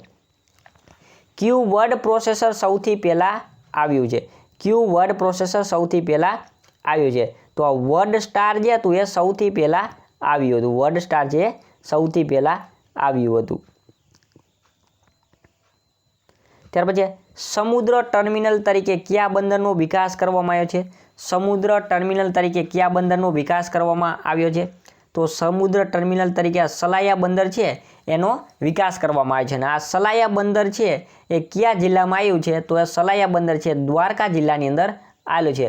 અને સિક્કા છે એ જામનગર જિલ્લાની અંદર આવેલું છે. રૂપેણ અને પિંડાર આ બંને દ્વારકા જિલ્લાની અંદર આવેલા છે.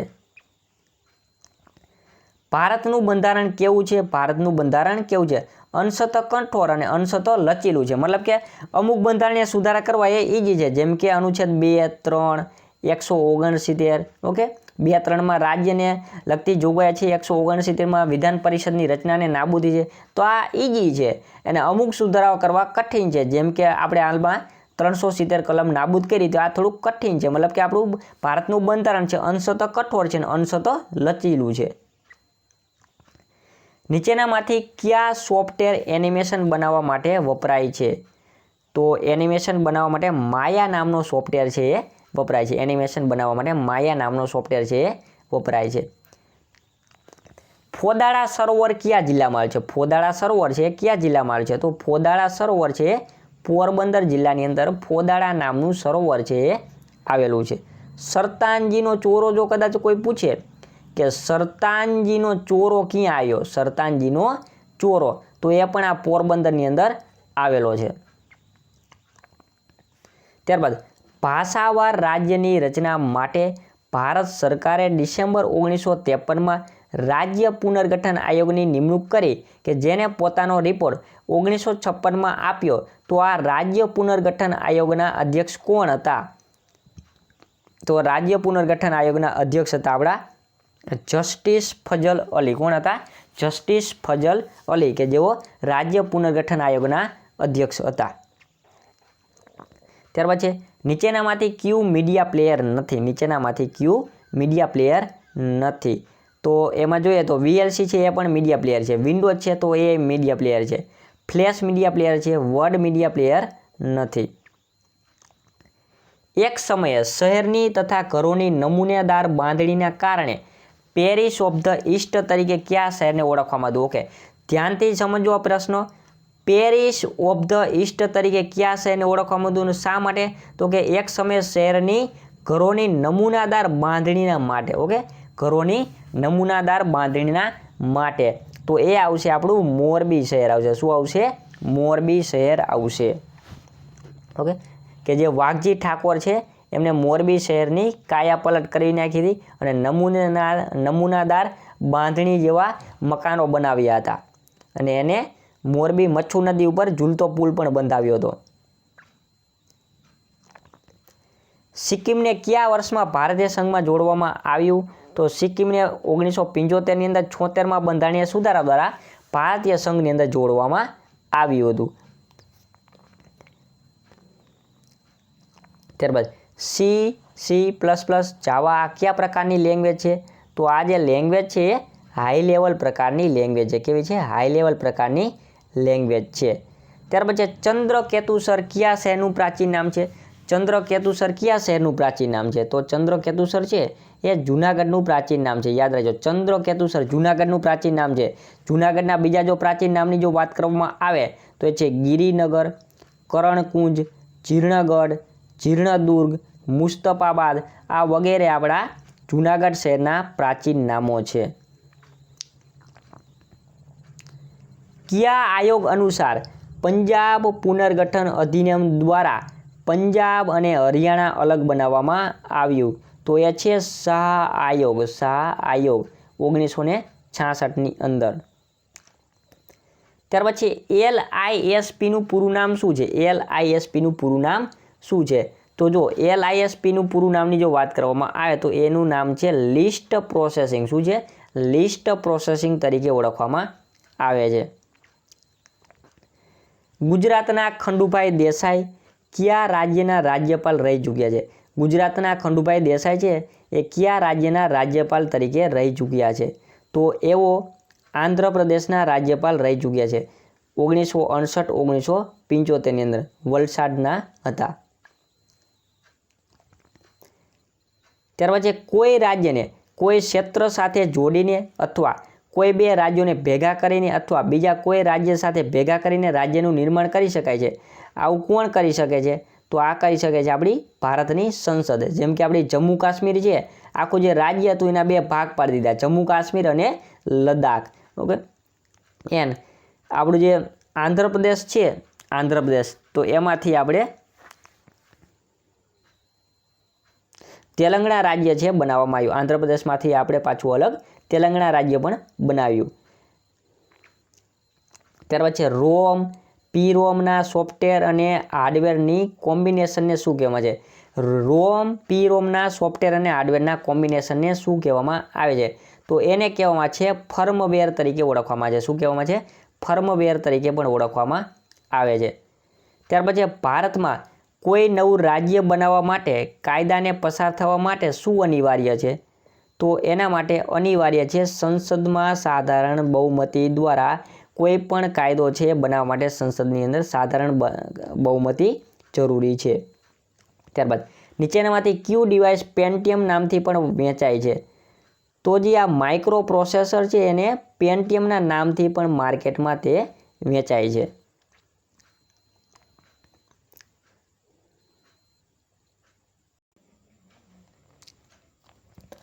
હેલો, નમસ્કાર મિત્રો. આપણી યુટ્યુબ ચેનલ ગુજરાત જીકે ગુરુ પર હું પંકજ કંજરિયા તમારું હાર્દિક સ્વાગત કરું છું. તો આજે આપણે આ વિડીયોની અંદર જોવાના છે બિન સચિવાલય તથા આવનારી તમામ પરીક્ષા માટેના અગત્યની જે આપણી મોક ટેસ્ટ સિરીઝ ચાલી રહી છે તેના ક્વેશ્ચનો જોવાના છે. વિડીયો શરૂ કરતાં પહેલાં આપણી યુટ્યુબ ચેનલ ગુજરાત જીકે ગુરુ પર તમે નવા હોય તો ચેનલને સબસ્ક્રાઇબ કરી લો, વિડીયો સારો લાગે તો લાઇક કરી દો અને આપણી ટેલિગ્રામ ચેનલ છે ગુજરાત જીકે ગુરુ, એને જોઈન કરવાનું ના ભૂલતા. ઓકે, તો ચાલો શરૂ કરીએ. મોસ્ટ ટાઈમ્પિક્સ કહી શકાય તેવા ક્વેશ્ચનો. તો સૌ પ્રથમ ક્વેશ્ચન છે કે પ્રાચીન સ્થળ સાંઢિયાપુરા ક્યાં આવેલું છે? પ્રાચીન સ્થળ સાંઢિયાપુરા ક્યાં આવેલું છે? ઓકે, તો આ સાંઢિયાપુરા છે એ વડોદરા જિલ્લાની અંદર ગોરજની અંદર આવેલું છે. ક્યાં આવેલું છે? વડોદરા જિલ્લાના ગોરજની અંદર પ્રાચીન સ્થળ સાંઢિયાપુરા આવેલું છે. અને આ ગોરજ છે કે જે ગુજરાતનું સૌથી પ્રાચીન મંદિર કહેવામાં છે. ઓકે, ગુજરાતનું સૌથી પ્રાચીન મંદિર કહેવામાં આવે છે ગોરજને. વડોદરા જિલ્લાની અંદર આવેલું છે સાંઢિયાપુર પ્રસિદ્ધ. ત્યાર પછી સિદ્દી સૈયદની જાળી સિદ્દી સૈયદના કયા શાસકના સમયમાં બાંધવામાં આવી હતી? સિદ્દી સૈયદની જે જાળી છે આવેલી છે આપણા અમદાવાદની અંદર. અમદાવાદની અંદર આ જાળી આવેલી છે. તો કયા શાસકના સમયમાં બંધાઈ હતી?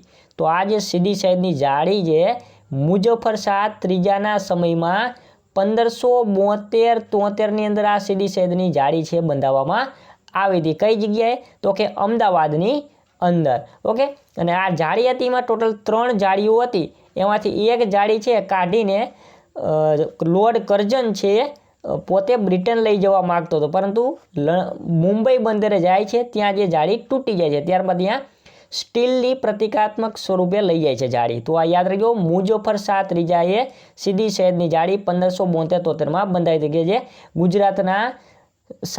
ગુજરાતના રાજા હતા. ત્યારબાદ નીચેનામાંથી કયું વિધાન સત્ય છે? નીચેનામાંથી કયું વિધાન સત્ય છે? તો કે સર્વોચ્ચ અદાલત મૂળભૂત અધિકાર ઉપરાંત કોઈ પણ બાબતમાં રીટ જાહેર કરવાની સત્તા ધરાવે છે. બીજું ઓપ્શન છે વડી અદાલત માત્ર મૂળભૂત અધિકાર સંબંધિત બાબતમાં રીટ જાહેર કરવાની સત્તા ધરાવે છે. કે એ અને બી અને ડી. ઓકે, તો આની અંદર આન્સર આવશે ઉપરોક્ત એક પણ નહીં. કેમ? તો કે સર્વોચ્ચ અદાલત છે એ મૂળભૂત અધિકારની અંદર જ ખાલી રીટ બહાર પાડી છે. આર્ટિકલ 32 મુજબ જ ખાલી રીટ બહાર પાડી શકે છે. એ મતલબ કે મૂળભૂત અધિકારની અંદર જ રીટ બહાર પાડી શકે. જ્યારે આપણે જે વડી અદાલત છે તે મૂળભૂત અધિકાર ઉપરાંત સામાન્ય કાયદાઓની અંદર પણ રીટ બહાર પાડી શકે છે.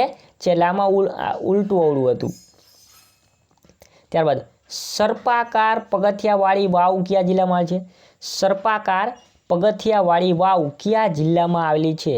તો આ સર્પાકાર પગથિયાવાળી જે વાવ છે આપણા પંચમહાલ ચાંપાનેરની અંદર આવેલી છે. આપણી પંચમહાલ જિલ્લો ચાંપાનેરનું વડુમથક છે. ઓકે, પાવાગઢ માં પાવાગઢથી ઉતર્યા તે.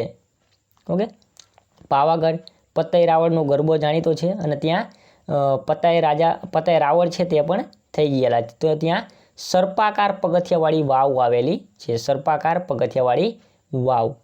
ત્યારબાદ છે ડિફરન્સ એન્જિન કમ્પ્યુટરની ડિઝાઇન સૌપ્રથમ કોને તૈયાર કરી હતી? ડિફરન્સ એન્જિન કમ્પ્યુટરની ડિઝાઇન કોને તૈયાર કરી હતી? તો એ તૈયાર કરી હતી આપણા ચાર્લ્સ બેબેજ સાહેબ. કોને? ચાર્લ્સ બેબેજે ડિફરન્સ એન્જિન કમ્પ્યુટરની ડિઝાઇન શરૂ બનાવી હતી. ઓકે, અને આ ચાર્લ્સ બેબેજ છે એને કમ્પ્યુટરના પિતા કહેવામાં આવે છે, ફાધર ઓફ કમ્પ્યુટર. ઓકે, અને લેડી અગસ્ટા છે, લેડી અગસ્ટા છે તેને આપણે કમ્પ્યુટરની માતા તરીકે ઓળખીએ છીએ. પણ એમ પૂછે કે જો આધુનિક કમ્પ્યુટરના પિતા કોણ? આધુનિક કમ્પ્યુટરના પિતા કોણ? તો એનો આન્સર તમારે મને કોમેન્ટમાં બતાવવાનો છે. કે આધુનિક કમ્પ્યુટરના પિતા પૂછે તો એનો આન્સર શું આવશે? કોમેન્ટમાં બતાવો. ત્યારબાદ છે જામનગરની રાજમાતાએ પોતાના પતિની યાદમાં દિગ્વિજય દરવાજો ક્યાં બંધાવ્યો હતો? જામનગરની રાજમાતાએ પોતાના પતિની યાદમાં દિગ્વિજય દરવાજો ક્યાં બંધાવ્યો હતો? તો જામનગરના પ્રખ્યાત એક રાજા હતા તે આ દિગ્વિજયજી. ઓકે, દિગ્વિજયસિંહનું સૌથી મહત્વનું પ્રદાન છે તો એ સોમનાથ મંદિરના નિર્માણમાં. તો આ સોમનાથ મંદિરની અંદર જ ત્યાં જ આ દિગ્વિજય દરવાજો પણ બંધાવ્યો છે. ઓકે, 1970ની અંદર આ દિગ્વિજયસિંહ હતા એમની પત્નીએ સોમનાથની અંદર આ દિગ્વિજય દરવાજો બંધાવ્યો હતો, જેને દિગ્વિજય દ્વાર પણ કહેવામાં છે. શું કહેવામાં છે? દિગ્વિજય દ્વાર તરીકે પણ ઓળખવામાં છે સોમનાથની અંદર. કોને? તો કે જામનગરની રાજમાતાએ. ત્યારબાદ છે દલ બદલ કાનૂન અંતર્ગત સભ્યની અયોગ્યતા કોણ નક્કી કરે છે? દલ બદલ કાનૂન અંતર્ગત સભ્યની અયોગ્યતા કોણ નક્કી કરે છે? તો આ દલ બદલ કાનૂન એટલે કે શું? સૌ પ્રથમ તો તમને એમ થશે કે આ દલ બદલ કાનૂન એટલે શું? ઓકે, તો તમે બંધારણ રીડ કર્યું જ હશે. 52મો બંધારણીય સુધારો શેના માટેનો છે? તો કે એને કહેવામાં છે પક્ષ પલટા વિરોધી કાયદો. પક્ષ પલટા વિરોધી કાયદો, એને દલ બદલ કાનૂન પણ કહેવામાં છે, એન્ટી ડિફેન્સ લો પણ કહેવામાં છે. 52મો બંધારણીય સુધારો છે તો એની સભ્યની અયોગ્યતા કોણ નક્કી કરે? તો કે લોકસભાના અધ્યક્ષ નક્કી કરે. કોણ કરે?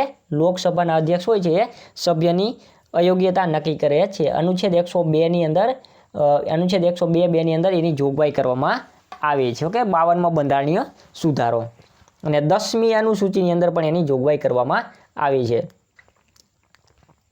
ત્યાર પછી પ્રાચીન છેલસર તળાવ ક્યાં આવેલું છે?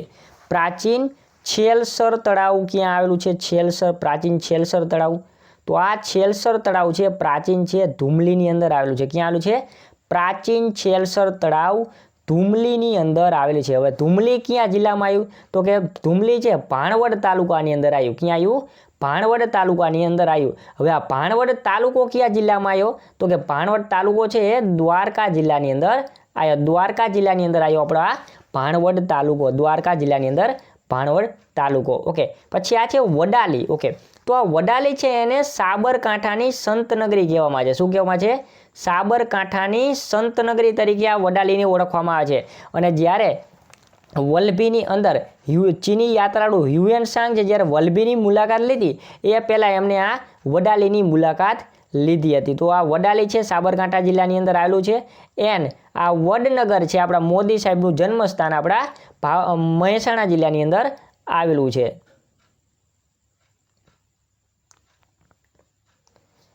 ત્યારબાદ છે બાણ સ્તંભ. ક્યાં આવેલો છે? બાણ સ્તંભ. ઓકે, યાદ રાખો બાણ સ્તંભ છે આ કઈ જગ્યાએ આવેલો છે? બાણ સ્તંભ. ઓકે, તો આ બાણ સ્તંભ છે તે પણ સોમનાથની અંદર આવેલો છે. બાણ સ્તંભ ક્યાં આવેલો છે? સોમનાથની અંદર આવેલો છે. સોમનાથ મંદિરના પ્રાંગણની અંદર એક આ રીતે અહીંયા સ્તંભ રાખવામાં આવ્યો, સ્તંભ બનાવવામાં આવ્યો છે અને તેની અંદર આવું નિશાન છે. આ રીતે આમ તીરનું આમ નિશાન છે. ઓકે ને, આ તીર એવું દર્શાવે છે કે અહીંયાથી તમે દરિયાઈ વાટે તમે જાઓ તો ડાયરેક્ટ સીધા તમે ઉત્તર ધ્રુવ પહોંચી જાઓ છો અને વચમાં ક્યાંય તમને જમીન આવશે ને, દરિયા વાટે ડાયરેક્ટ સીધા તમે અહીંયાથી ઉત્તર ધ્રુવ જઈ શકો છો. તો આને કહેવામાં છે બાણ સ્તંભ. અને આ જે બાણ સ્તંભ આવેલો છે આપણા સોમનાથ મંદિરની અંદર. ઓકે, અને આ સોમનાથ મંદિર છે, સોમનાથ મંદિર, તો સોમનાથ મંદિર છે સૌપ્રથમ કોને બંધાવ્યું હતું એ તમારે કોમેન્ટની અંદર બતાવવાનું છે કે સોમનાથનું મંદિર સૌપ્રથમ કોને બંધાવ્યું હતું અને શેનું બંધાવ્યું? જેમ કે સોનાનું, ચાંદીનું, સુખડનું, પથ્થરનું, લાકડાનું, શેનું બંધાવ્યું હતું એ તમારે કોમેન્ટમાં બતાવવાનું છે. સોમનાથ મંદિર ગુજરાતના સાંસ્કૃતિક વારસાનો સૌથી મહત્વનો ક્વેશ્ચન. ત્યાર પછી ઇન્ટરનેટ પરથી મફતમાં મળી શકતા સોફ્ટવેરને શું કહેવામાં આવે છે? ઇન્ટરનેટ પરથી મળી શકતા સોફ્ટવેરને શું કહેવામાં આવે છે? તો એને રેન્સમવેર કહેવામાં છે. ઓકે, ઇન્ટરનેટ પરથી મળી શકતા સોફ્ટવેરને રેન્સમવેર કહેવામાં આવે છે. ત્યાર પછી સિદ્ધપુરનો રુદ્રમાલય શેના માટેનો છે? ઓકે, સિદ્ધપુરનો રુદ્રમાલય શેના માટેનો છે? ઓકે, હવે તમને પ્રશ્ન થાય કે સિદ્ધપુરનો રુદ્રમાલય, ઓકે, સિદ્ધપુરનો રુદ્રમાલય પાટણ જિલ્લાની અંદર આવે છે સિદ્ધપુર અને ત્યાં આવેલો છે આ રુદ્રમાલય. હવે બધા લોકોને ખ્યાલ હશે કે આ સિદ્ધપુરનો રુદ્રમાલય છે સૌપ્રથમ આપણા જે મૂળરાજ સોલંકી હતા, મૂળરાજ સોલંકી, તો એમના દ્વારા સિદ્ધપુરનો રુદ્રમાલય બંધાવવાની શરૂઆત કરી અને આપણા સોલંકી વંશના પ્રસિદ્ધ ચક્રવર્તી સિદ્ધરાજ જયસિંહ છે એમને આ સિદ્ધપુરનો રુદ્રમાલય બંધાવ્યો. પણ આ સિદ્ધપુરનો રુદ્રમાલય છે શું? તો કે પ્રેમનું પ્રતીક છે, શિવ મંદિર છે, કિલ્લો છે કે ભગવાન વિષ્ણુનું મંદિર છે? તો યાદ રાખો આ રુદ્રમાલય હતો તે એક શિવ મંદિર છે. શું છે? શિવ મંદિર છે. રુદ્રમાલય છે એક શિવ મંદિર છે. ત્યાર પછી સાસુ વહુની વાવ ક્યાં આવેલી છે? શેની? તો કે સાસુ વહુની વાવ ક્યાં આવેલી છે? સાસુ વહુની વાવ આવેલી છે મહીસાગર જિલ્લાની અંદર લુણાવાડા તાલુકાની અંદર લવાણા નામના ગામમાં. મહીસાગર જિલ્લો, લુણાવાડા તાલુકો અને લવાણા નામના ગામની અંદર આવેલી છે સાસુ વહુની વાવ. અને જો પ્રશ્ન એવો પૂછે કે સાસુ વહુના દેરા ક્યાં આવેલા છે? સાસુ વહુના દેરા ક્યાં આવેલા છે? તો એનો આન્સર તમારે કમેન્ટમાં આપવાનો છે. સાસુ વહુના દેરા ક્યાં આવેલા છે? ત્યાર પછી રાજ્ય ચૂંટણી આયોગ નીચેનામાંથી કઈ સંસ્થાઓની ચૂંટણીનું આયોજન કરે છે? રાજ્ય ચૂંટણી આયોગ. ઓકે, હવે એક હોય છે કેન્દ્રનું ચૂંટણી પંચ, ઓકે, કે જેને ઇલેક્શન કમિશન ઓફ ઇન્ડિયા કહેવામાં છે, અને બીજું હોય છે રાજ્ય ચૂંટણી પંચ. તો એ રાજ્ય ચૂંટણી પંચ છે નીચેનામાંથી કઈ સંસ્થાઓની ચૂંટણીનું આયોજન કરે છે? રાજ્ય ચૂંટણી પંચ. તો જો રાજ્ય ચૂંટણી પંચ હોય ને એ જિલ્લા પંચાયતની પણ ચૂંટણી એ જ કરે છે, પછી વિધાનસભાની ન કરે. વિધાનસભાનું આપણું કેન્દ્રનું ચૂંટણી પંચ કરે, ગ્રામ પંચાયતની કરે અને નગરપાલિકાની કરે છે. ઓકે, આ ત્રણ વસ્તુની ચૂંટણી પંચ છે તે કરે છે, મતલબ કે ચૂંટણી કરે છે. એટલે આપણો બી આન્સર આવશે, વિધાનસભા નહીં આવે, એનું આપણું કેન્દ્રનું ચૂંટણી પંચ છે તેનું આયોજન કરે છે. ત્યાર પછી વાસ્તુશિલ્પ નામની સંસ્થાની સ્થાપના કોણે કરી હતી? વાસ્તુશિલ્પ નામની સંસ્થાની સ્થાપના કોને કરી હતી? તો એ કરી હતી આપણા બાલકૃષ્ણ દોશી. બાલકૃષ્ણ દોશી છે એમણે વાસ્તુશિલ્પ નામની સંસ્થાની સ્થાપના કરી હતી. આ બાલકૃષ્ણ દોશી છે એને 2018ની અંદર પુલિત્ઝર પુરસ્કાર મળ્યો હતો. આર્કિટેક્ચરની અંદર પુલિત્ઝર પુરસ્કાર છે તે મળેલો છે. બાલકૃષ્ણ દોશી છે પ્રસિદ્ધ સ્થાપત્યકાર છે. ઓકે, ગાંધીનગર વગેરે જેવા શહેરો છે એના નિર્માણમાં, પછી પ્રસિદ્ધ સ્કૂલ ઓફ આર્કિટેક્ચર વગેરેના સ્થાપનામાં પણ આ બાલકૃષ્ણ દોશી છે એમનું મહત્વનું પ્રદાન રહેલું છે. પૂનાની અંદર તેમનો જન્મ થયેલો છે. ત્યાર પછી રતિલાલ કાંસોદરિયા શેની સાથે જોડાયેલા છે? રતિલાલ કાંસોદરિયા શેની સાથે?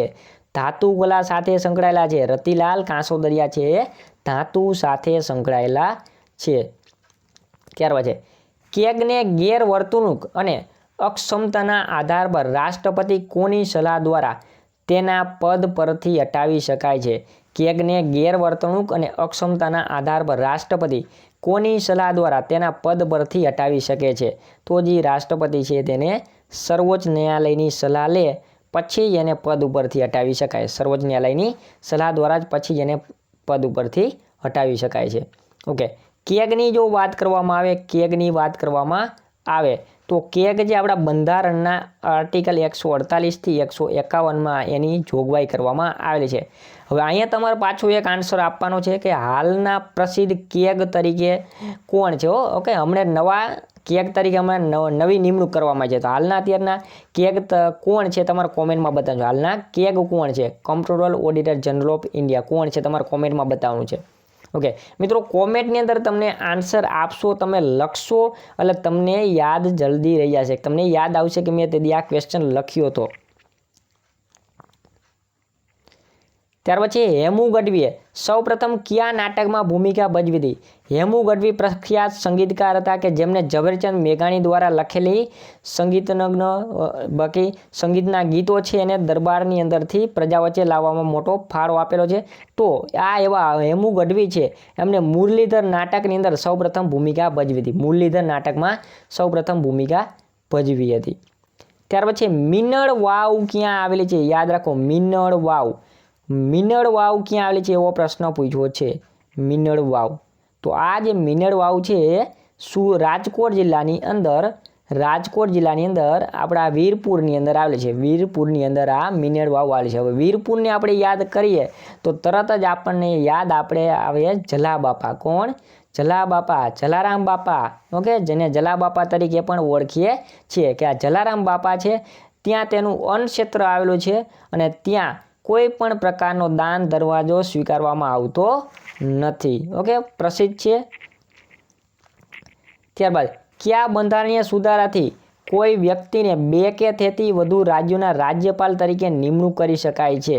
ઓકે, માની લો કે આપણું ગુજરાત છે. ઓકે, ગુજરાત રાજ્ય છે. ગુજરાતના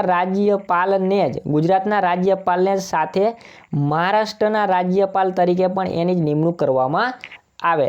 ઓકે, એવી જ રીતે તો એ કયા બંધારણીય સુધારા દ્વારા એવું કહેવામાં આવ્યું 2 કે તેથી વધુ રાજ્યના રાજ્યપાલ રહી શકે?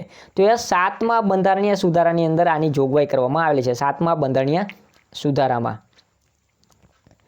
અવિનાશ વ્યાસ દ્વારા દિગ્દર્શન થયેલ ગીત રાખના રમકડા કયા ફિલ્મનું છે? અવિનાશ વ્યાસ આપણા પ્રખ્યાત સંગીતકાર છે. ઓકે, અવિનાશ વ્યાસ એમનું એક દિગ્દર્શન થયેલું ગીત છે એનું નામ છે રાખના રમકડા. તો આ કયા ફિલ્મનું હતું?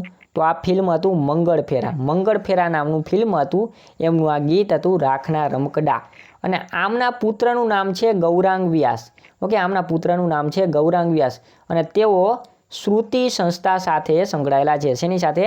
તેઓ શ્રુતિ સંસ્થા સાથે સંકળાયેલા છે, ગૌરાંગ વ્યાસ. રસતરંગ તખલુસ્તી શાસ્ત્રીય સંગીતમાં કોણે રચના કરી હતી? રસતરંગ તખલુસ્તી શાસ્ત્રીય સંગીતમાં કોણે રચના કરી હતી? તો એની રચના કરી હતી આપણા યશવંત પુરોહિત. કોણ? યશવંત પુરોહિતે રસતરંગ તખલુસ્તી શાસ્ત્રીય સંગીતમાં રચના કરી હતી. ત્યારબાદ છે બંધારણના અનુચ્છેદ 72 અંતર્ગત રાષ્ટ્રપતિને શેની સત્તા આપવામાં આવેલી છે? અનુચ્છેદ 72 રાષ્ટ્રપતિને સત્તા આપવામાં આવી છે, ન્યાયિક સત્તા આપવામાં આવી છે. ઓકે, અનુચ્છેદ 72 ન્યાયિક સત્તા આપવામાં આવી છે કોને? રાષ્ટ્રપતિને. ઓકે, હવે ન્યાયિક સત્તા એટલે શું? તો એનો મતલબ એવો છે કે રાષ્ટ્રપતિને સજા માફીની જોગવાઈ આની અંદર કરવામાં આવે છે. ઓકે, રાષ્ટ્રપતિ છે કોઈ પણ વ્યક્તિની ફાંસીની સજા પણ માફ કરી શકે છે, એમાં ઘટાડો કરી શકે છે, એમાં પરિવર્તન પણ કરી શકે છે અનુચ્છેદ 72ની અંદર. અને અનુચ્છેદ જો 161 કે તો એની અંદર રાજ્યપાલને સજા માફીની જોગવાઈ કરવામાં આવે છે. એની અંદર એક સૈન્યની જે સજા હોય છે તે અને ફાંસીની સજા છે માફ કરવાનો અધિકાર રાજ્યપાલને હોતો નથી. જાણીતું આથમેર માતાનું મંદિર તથા નાના મંદિર ક્યાં આવેલા છે? જાણીતું આથમેર માતાનું મંદિર તથા નાના મંદિર ક્યાં આવેલા છે? તો આ જે મંદિર છે આવેલા છે આપણા વડનગરની અંદર. કઈ જગ્યાએ? વડનગરની અંદર તે મંદિર છે તે આવેલા છે.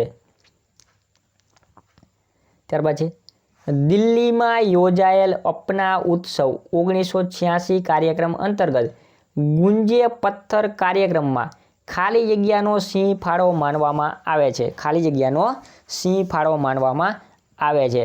તો એ છે આપણા અતુલ દેસાઈ. કોનો? અતુલ દેસાઈનો, કે જ્યારે દિલ્હીની અંદર 1956માં અપના ઉત્સવ કાર્યક્રમ યોજાયો હતો.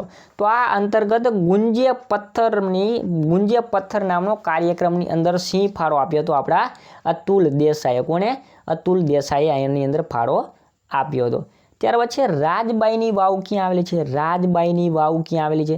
તો આ રાજબાઈની વાવ છે આપણા સુરેન્દ્રનગર જિલ્લાની અંદર વઢવાણની અંદર રામપુર નામના ગામની અંદર રાજબાઈની વાવ છે તે આવેલી છે. શેની વાવ? રાજબાઈની વાવ.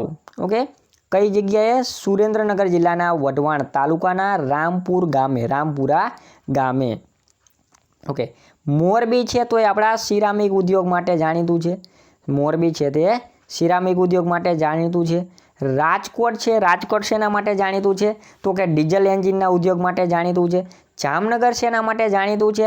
તો કે કંકુ મેસ અને કાજળ માટે જાણીતું છે. બ્રાસ પીટણના ઉદ્યોગ માટે જાણીતું છે. જામનગરની અંદર રિલાયન્સ ઇન્ડસ્ટ્રી આવેલી છે મોટી ખાવડી પાસે. ઓકે, રણજીત સાગર ડેમ પણ આવેલો છે વગેરે આ જામનગરની અંદર આવેલું છે. પછી છે 17 છાયાચિત્ર. ઓકે, 17 છાયાચિત્ર કોનો સૌપ્રથમ ચિત્ર સંગ્રહ હતો? 17 છાયાચિત્ર કોનો સૌપ્રથમ ચિત્ર સંગ્રહ હતો? તો આ ચિત્ર સંગ્રહ તો સૌપ્રથમ કનુ દેસાઈનો. કનુ દેસાઈનો 17 છાયાચિત્ર હતો. ખોડીદાસ પરમાર છે તેઓ ભાવનગરના વતની છે.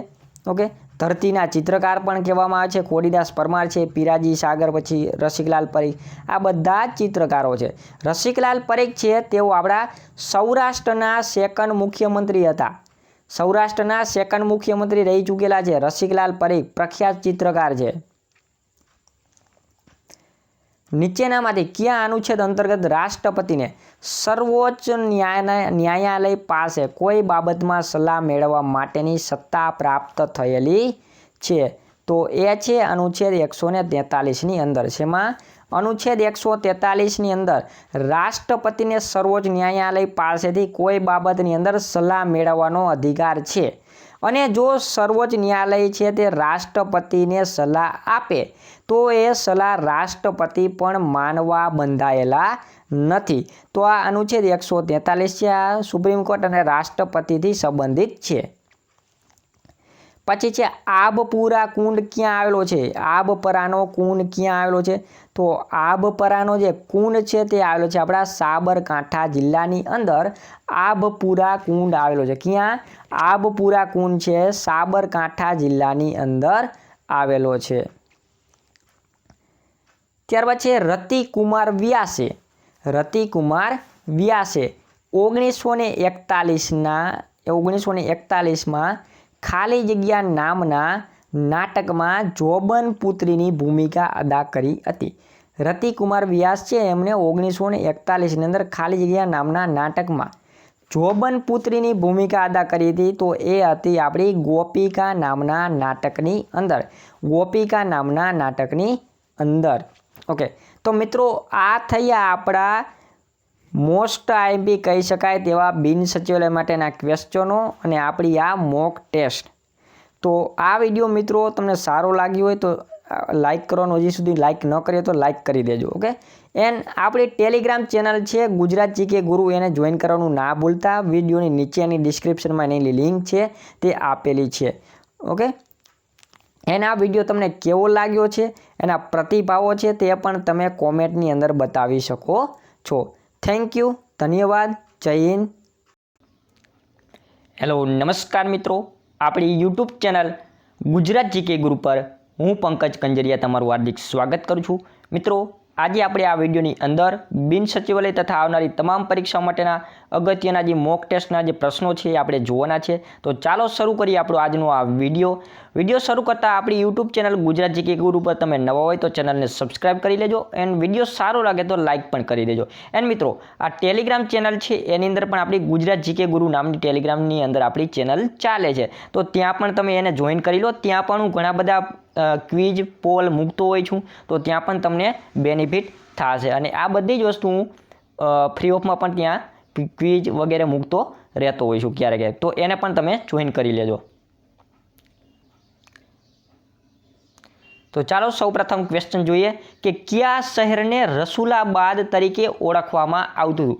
કયા શહેરને પહેલાં રસુલાબાદ તરીકે ઓળખવામાં આવતું હતું? મિત્રો, રસુલાબાદ તરીકે સૌપ્રથમ પહેલાં કડી શહેર છે ને રસુલાબાદ તરીકે ઓળખવામાં આવતું હતું. ઓકે, તો આ કડી શહેર છે ને રસુલાબાદ તરીકે ઓળખવામાં આવતું હતું. ને આ કડી શહેર છે એ આવેલું છે આપણા મહેસાણા જિલ્લાની અંદર. મહેસાણા જિલ્લાની અંદર કડી આવેલું છે. ઓકે, અને આ કડીની અંદર કપાસની મિલો માટે પણ ખૂબ જાણીતું છે. આ કડી છે કપાસની મિલો માટે પણ ખૂબ જાણીતું છે. ઓકે, ત્યારબાદ જો પાલનપુરની વાત કરવામાં આવે તો એ બનાસકાંઠાનું વડું મથક છે. વિસનગર પણ મહેસાણા જિલ્લાની અંદર આવેલું છે. એન્ડ આ કરજણ છે કયા જિલ્લામાં આવેલું છે તમારે કોમેન્ટમાં બતાવવાનું છે. કરજણ કયા જિલ્લામાં આવેલું છે કોમેન્ટમાં બતાવવાનું છે.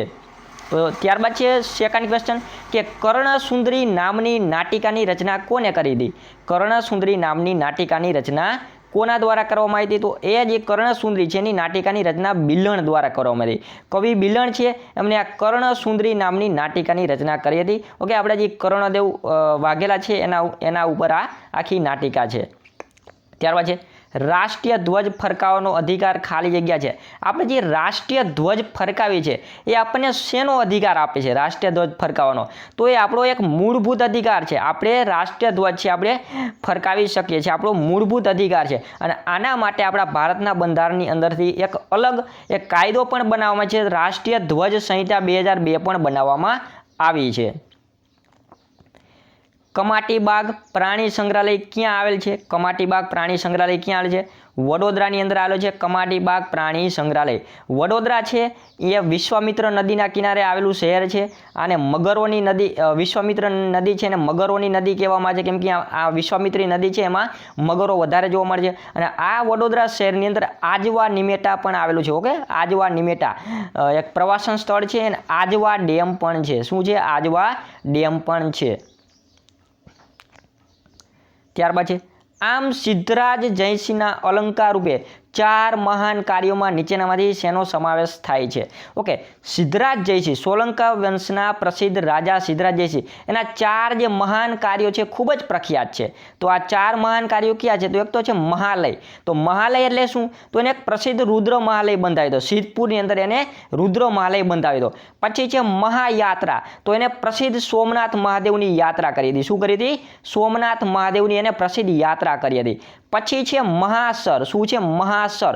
તો મહાસર એટલે થાય છે એને મહાસર નામનું તળાવ બંધાવ્યું હતું. કેવું? મહાસર નામનું તળાવ બંધાવ્યું હતું. અને આ તળાવનું બીજું નામ છે સહસ્ત્રલિંગ તળાવ, અથવા તેને દુર્લભ સરોવર પણ કહેવામાં આવે છે. ત્યારબાદ જો ચોથું આપણે વાત કરવામાં આવે તો મહાસ્થાન. મહાસ્થાનનો વાત થાય છે એટલે એને ખૂબ મોટો દાન ધર્માજો કરેલો છે. દાન ધર્માજો કર્યો હતો. તો આ સિદ્ધરાજ જયસિંહના 4 મહત્વપૂર્ણ કાર્યો છે એ ખૂબ જ પ્રખ્યાત છે. એટલે આની અંદર આ ઓપ્શન ડી આવશે. બધા જ સાચા છે. ત્યારબાદ જો વાત કરીએ કે જાણીતા ગઝલ ગાયિકા પિનાજ મસાણીનું જન્મ સ્થળ કયું છે? જાણીતા ગઝલ ગાયિકા પિનાજ મસાણીનું જન્મસ્થાન કયું છે? પિનાજ મસાણી આપણા નવસારીના વતની હતા. નવસારીની અંદર આપણા દાદાભાઈ નવરોજી, ઓકે, દાદાભાઈ નવરોજીનો પણ જન્મ જ અહીંયા થયેલો છે. જમશેદજી ટાટાનો પણ આ નવસારીમાં જન્મ થયો છે. નવસારી જિલ્લાના દાંડીની અંદર જ મહાત્મા ગાંધીજીએ દાંડી કૂચ કરી હતી. ત્યાર પછી ગુજરાત રાજ્ય અલગ થયું ત્યારે સૌ પ્રથમ સચિવાલય ક્યાં બનાવવામાં આવ્યું? ઓકે, થોડો કન્ફ્યુઝન વાળો ક્વેશ્ચન છે કે જ્યારે ગુજરાત રાજ્ય અલગ થયું ત્યારે સૌ પ્રથમ સચિવાલય ક્યાં બનાવવામાં આવ્યું હતું? તો મિત્રો યાદ રાખજો, પોલિટેકનિક કોલેજ આંબાવાડી છે, પોલિટેકનિક કોલેજ આંબાવાડી, ત્યાં સૌ પ્રથમ સચિવાલય બનાવવામાં આવ્યું હતું. ઓકે, પોલિટેકનિક આંબાવાડી કોલેજ છે ત્યાં સચિવાલય બનાવવામાં આવ્યું હતું. એન્ડ આ સિવિલ હોસ્પિટલ છે ત્યાં વિધાનસભા બેસતી હતી. શું બેસતું હતું? વિધાનસભા છે તે અહીંયા બેસતી હતી. ઓકે, તો આ બંને કન્ફ્યુઝન ન થાય. સિવિલ હોસ્પિટલમાં વિધાનસભા એન્ડ પોલિટેકનિક કોલેજમાં આંબાવાડી. સરતાનજીનો ચોરો ક્યાં આવેલો છે? ઓકે, ઘણા બધા લોકો આમાં ખબર પણ નહીં હોય કે આ સરતાનજીનો ચોરો ક્યાં આવેલો છે. તો આ સરતાનજીનો ચોરો છે એ પોરબંદર શહેરની અંદર આવેલો છે. ક્યાં આવેલો છે? સરતાનજીનો ચોરો પોરબંદરમાં આવેલો છે. પછી એમ પૂછે કે ખંભાળાનો મહેલ ક્યાં આવેલો છે? ખંભાળાનો મહેલ ક્યાં આવેલો છે? તો યાદ રાખો, ખંભાળાનો મહેલ પણ આ પોરબંદરની અંદર જ આવેલા છે. આપણા રાષ્ટ્રપિતા, ઓકે, મહાત્મા ગાંધીજીની જન્મભૂમિ એટલે આ પોરબંદર શહેર. પ્રસિદ્ધ દરિયા કિનારો પણ છે. નીચેના પૈકી કોણે જાહેર કર્યું કે રાષ્ટ્રની આર્થિક અને સામાજિક કલ્યાણની નીતિઓની જવાબદારી અદાલતો પાસે નહીં પણ સંસદ પાસે હોવી જોઈએ? તો એવું કીધું હતું આપણા જવાહરલાલ નહેરુ છે, એને કીધું હતું કે રાષ્ટ્રની આર્થિક અને સામાજિક કલ્યાણ નીતિઓ બનાવવાની જવાબદારી અદાલત પાસે ન હોવી જોઈએ પણ સંસદ પાસે હોવી જોઈએ. આવું કીધું હતું આપણા જવાહરલાલ નહેરુએ. સૂર્ય ભગવાનની બે પત્નીઓ સાથે આરસની મૂર્તિ ક્યાં આવેલી છે? સૂર્ય ભગવાન છે, એમની બે પત્નીઓ છે, તો એમની આરસની મૂર્તિઓ આવેલી છે. તો એ આવેલી છે આપણા ખેરાલુની અંદર. ઓકે, ખેરાલુની અંદર સૂર્ય ભગવાન છે એની બે પત્નીઓ સાથેની આરસની મૂર્તિ આવેલી છે. ઓકે, ઘણા બધા લોકોને ખ્યાલ હોય કે આ સૂર્ય ભગવાનની બે પત્નીનું નામ શું છે. જે લોકોને ખ્યાલ હોય કે સૂર્ય ભગવાનની જે બે પત્ની છે એનું નામ શું છે એ તમે પ્લીઝ મિત્રો કોમેન્ટની અંદર બતાવો. ઓકે, કોમેન્ટની અંદર સૂર્ય ભગવાનની બે પત્ની કઈ હતી એનું નામ જણાવો. આરસની બે મૂર્તિઓ સાથે આ ખેરાલુની અંદર એનું મંદિર આવેલું છે. ધારાસભ્ય દ્વારા વિધાનસભામાં પૂછાયેલા પ્રશ્નોના ઉત્તર કોના દ્વારા તૈયાર કરવામાં આવે છે? ધારાસભ્ય દ્વારા જે વિધાનસભાની અંદર જે પ્રશ્ન પૂછવામાં આવે છે એ આપણા સચિવાલય દ્વારા તૈયાર કરવામાં આવે છે. કોના દ્વારા? તો કે આપણા સચિવાલય દ્વારા આ પ્રશ્નો છે તે તૈયાર કરવામાં આવે છે. ઓકે, અને આપણો હાલનું જે સચિવાલય છે એનું નામ છે, શું નામ છે સચિવાલયનું? ડૉક્ટર જીવરાજ મહેતા સચિવાલય ભવન. ત્યારબાદ છે આંબા મહુડા આનંદનો મેળો કયા જિલ્લામાં ભરાય છે? ઓકે, આંબા મહુડા આનંદનો મેળો કયા જિલ્લામાં ભરાય છે? આંબા મહુડા આનંદનો મેળો કયા જિલ્લામાં ભરાય છે? તો જે આંબા મહુડા આનંદનો જે મેળો છે એ સાબરકાંઠા જિલ્લાની અંદર ખેડબ્રહ્માની અંદર ભરાય છે.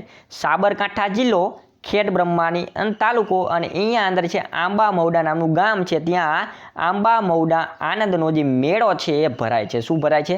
આંબા મહુડા આનંદનો મેળો. ત્યારબાદ યાદ રાખો કે જ્યારે ભારતીય ન્યાયપત્તિમાં જાહેર હિતની અરજીની શરૂઆત કરવામાં આવી ત્યારે ભારતના મુખ્ય ન્યાયાધીશ કોણ હતા? જાહેર હિતની અરજી એટલે કે પબ્લિક ઇન્ટરેસ્ટ લિટિગેશન. ઓકે, આની જ્યારે ભારતની અંદર શરૂઆત કરવામાં આવી ત્યારે ભારતના મુખ્ય ન્યાયાધીશ હતા PN ભગવતી અને આપણા ગુજરાતના વતની હતા PN ભગવતી.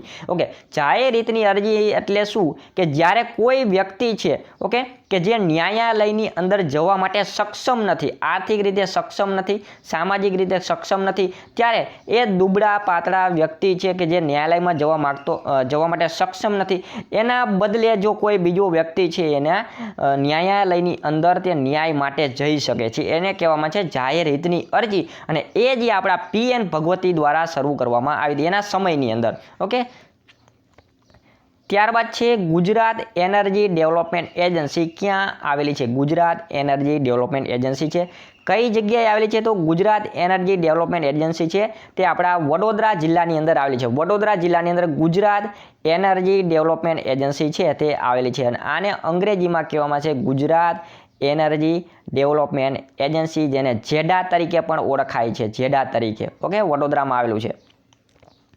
પછી છે દલ બદલ કાનૂન અંતર્ગત લોકસભાના સભ્યોની અયોગ્યતા કોણ નક્કી કરે છે? દલ બદલ કાનૂન અંતર્ગત લોકસભાના સભ્યોની અયોગ્યતા નક્કી કોણ કરે છે? તમને પ્રશ્ન થશે કે આ દલ બદલ કાનૂન એટલે શું? તો યાદ રાખો, દલ બદલ કાનૂન એટલે પક્ષ પલટા વિરોધી કાનૂન. ઓકે, બંધારણમાં વાંચ્યું હશે. પક્ષ પલટા વિરોધી કાનૂન બંધારણમાં 52મો સુધારો કરવામાં આવ્યો હતો અને 10મી અનુસૂચિ જોડવામાં આવી હતી અને એની અંદર અનુચ્છેદ 102(2) ની અંદર એની જોગવાઈ કરવામાં આવી છે આ દલ બદલ કાનૂનને. ઓકે, દલ બદલ કાનૂનને શું કહેવામાં? તો કે પક્ષ પલટા વિરોધી કાયદો. ઓકે, પક્ષ પલટા વિરોધી પણ કહેવામાં છે અને એને અંગ્રેજીમાં કહેવામાં છે એન્ટી ડિફેન્સ લો તરીકે પણ ઓળખવામાં છે. એન્ટી ડિફેન્સ લો તરીકે પણ ઓળખવામાં છે. તો એની અયોગ્યતા કોણ નક્કી કરે? તો કે લોકસભાના સભ્ય અધ્યક્ષ હોય છે એ નક્કી કરે છે. લોકસભાના અધ્યક્ષ નક્કી કરે છે કે આ કોઈ સભ્ય છે એને આ કાયદા વિરુદ્ધ, ઓકે, આ કાનૂન વિરુદ્ધ એને અયોગ્ય ઘોષિત કરી શકે છે. કેમ કે ઘણા બધા સંસદ સભ્યો હોય છે તે એક પક્ષમાંથી બીજા પક્ષમાં વહી જાય છે ત્યારે આની જોગવાઈઓ જનરલી લાગુ પડતી હોય છે. નવસારી એગ્રીકલ્ચર યુનિવર્સિટીની સ્થાપના ક્યારે કરવામાં આવી? તો કે નવસારી એગ્રીકલ્ચર યુનિવર્સિટી છે એની સ્થાપના 2004માં કરવામાં આવી હતી. નવસારી એગ્રીકલ્ચર યુનિવર્સિટીની સ્થાપના 2004માં કરવામાં આવી. ઓકે, હવે આપણા ગુજરાતની અંદર ટોટલ 4 કૃષિ યુનિવર્સિટી આવેલી છે. કઈ? ટોટલ 4 કૃષિ યુનિવર્સિટી આવેલી છે. સૌ પ્રથમ તો આપણી આ નવસારી, બીજી આવી છે આપણા જૂનાગઢની અંદર. કઈ જગ્યાએ? જૂનાગઢની અંદર. ઓકે, બીજી છે જૂનાગઢની અંદર. થર્ડ છે દાંતીવાડાની અંદર અને ચોથી છે આણંદની અંદર. ટોટલ આ 4 કૃષિ યુનિવર્સિટી ગુજરાતની અંદર આવેલી છે. ઓકે, ત્યારબાદ છે જોગીડાની ગુફા ક્યાં આવેલી છે? જોગીડાની ગુફા, તો યાદ રાખો મિત્રો, જોગીડાની ગુફા આવેલી છે તારંગા પર્વતની અંદર. તારંગા આવ્યું છે આપણા મહેસાણાની અંદર. ક્યાં આવ્યું છે? મહેસાણાની અંદર આવ્યું છે આ તારંગા, મહેસાણાની અંદર. અહીંયા આવેલી છે આપણી જોગીડાની ગુફા. તારંગાનું મંદિર પણ જાણીતું છે. હવે સંગીત અલંકાર તથા કીર્તન ભૂષણ જેવી પદવી કોને આપવામાં આવેલી છે? સંગીત અલંકાર અને કીર્તન ભૂષણ જેવી પદવી કોને આપવામાં આવેલી છે? તો એ છે આપણા વિઠ્ઠલદાસ બાપોદરા છે. વિઠ્ઠલદાસ બાપોદરા. તો એમને સંગીત અલંકાર તથા કીર્તન ભૂષણ જેવી પદવીઓ છે એ આપવામાં આવેલી છે. પદવીઓ છે તે આપવામાં આવેલી છે. વિઠ્ઠલદાસ બાપોદરા હવેલી સંગીત માટે જાણીતા છે. શેના માટે? હવેલી સંગીત માટે તેઓ જાણીતા છે. બંધારણના અનુચ્છેદ 19 અંતર્ગત લઘુમતીના કયા હકોનું સંરક્ષણ થાય છે? જે અનુચ્છેદ 29 ની અંદર લઘુમતીના સામાજિક અને શૈક્ષણિક અધિકારોનું સંરક્ષણ કરવાનું જોગવાઈ કરવામાં આવી છે. 29 અને 30 ની અંદર છે આ આર્ટિકલ. ઓકે, તો આપણો મૂળભૂત અધિકાર છે. તો એની અંદર શેનું રક્ષણ કરવામાં આવ્યું છે? તો એવા લોકો જે છે, માઇનોરિટી કમ્યુનિટી છે, એની જે ભાષા છે, પોતાની એક આગવી ભાષા છે, પોતાની લિપિ છે, પોતાની આગવી સંસ્કૃતિ છે, એનું જતન, એનું રક્ષણ કરવાની આપણા બંધારણની અંદર જોગવાઈ કરવામાં આવી છે. પછી છે જાણીતા સંગીતકાર પંકજ ઉદાસનો જન્મ ક્યાં થયો છે? જાણીતા સંગીતકાર પંકજ ઉદાસ છે એનો જન્મ ક્યાં થયો? તો કે એનો જન્મ જેતપુરની અંદર થયો. જેતપુર આવ્યું આપણા રાજકોટ જિલ્લાની અંદર. ક્યાં આવ્યું? રાજકોટ જિલ્લાની અંદર આવ્યું છે જેતપુર. તો આ જેતપુરની અંદર સંગીતકાર પંકજ ઉદાસનો જન્મ થયો. જેતપુર બીજા શેના માટે જાણીતું છે? તો એ સાડી ઉદ્યોગ માટે જાણીતું છે. સાડી ઉદ્યોગ માટે જાણીતું છે. અહીંયાથી ભાદર નદી વહે છે. શું વહે છે? ભાદર નદી વહે છે અને આ ભાદર નદીનું જે પાણી છે એ બાંધણી બાંધવા માટે ખૂબ જ ઉપયોગી છે. એટલા માટે અહીંયા સાડી ઉદ્યોગ પણ વિકસ્યો છે અને ત્યાં જ આપણા પંકજ ઉદાસ છે એનો જન્મ થયેલો છે. ઓકે, અને પંકજ ઉદાસ છે તેઓ પોતાની ગઝલ ગાયિકા માટે ખૂબ જ જાણીતા છે. ગુજરાતી ચલચિત્ર લીલુડી ધરતીમાં સંગીત માટે કોને શ્રેષ્ઠ સંગીતકારનો એવોર્ડ મળેલો છે? તો એ છે આપણા ગૌરાંગ વ્યાસ છે. ગૌરાંગ વ્યાસ. તો એમને આ ચલચિત્ર લીલુડી ધરતી નામની જે ફિલ્મ હતી એના માટે સંગીત માટે બેસ્ટ શ્રેષ્ઠ સંગીતકારનો એવોર્ડ આપવામાં જો કે આ ગૌરાંગ વ્યાસ છે તેઓ શ્રુતિ નામની સંસ્થા સાથે સંકળાયેલા છે. શેની સાથે? ગૌરાંગ વ્યાસ છે શ્રુતિ નામની સંસ્થા સાથે સંકળાયેલા છે. આ જે અવિનાશ વ્યાસ છે એમના જ પુત્ર છે આ ગૌરાંગ વ્યાસ. અવિનાશ વ્યાસના પુત્ર છે ગૌરાંગ વ્યાસ. એના પંકજ ઉદાસ છે ગઝલ ગાયિકા, અને આશિષ દેસાઈ છે એ પણ સંગીતકાર જ છે. એન્ડ મિત્રો આપણે જે આ ટેસ્ટ સિરીઝ ચલાવી રહ્યા છે બિન સચિવાલય માટેની મોક ટેસ્ટ સિરીઝ, એ તમને કેવી લાગે છે તો એના પ્રતિભાવ છે એ પણ તમે કોમેન્ટમાં બતાવતા રહેજો, જેથી કરીને મને પણ ખ્યાલ આવે. ઓકે, તમારા કોઈ સજેશન હોય તો પણ એ આવકાર્ય છે.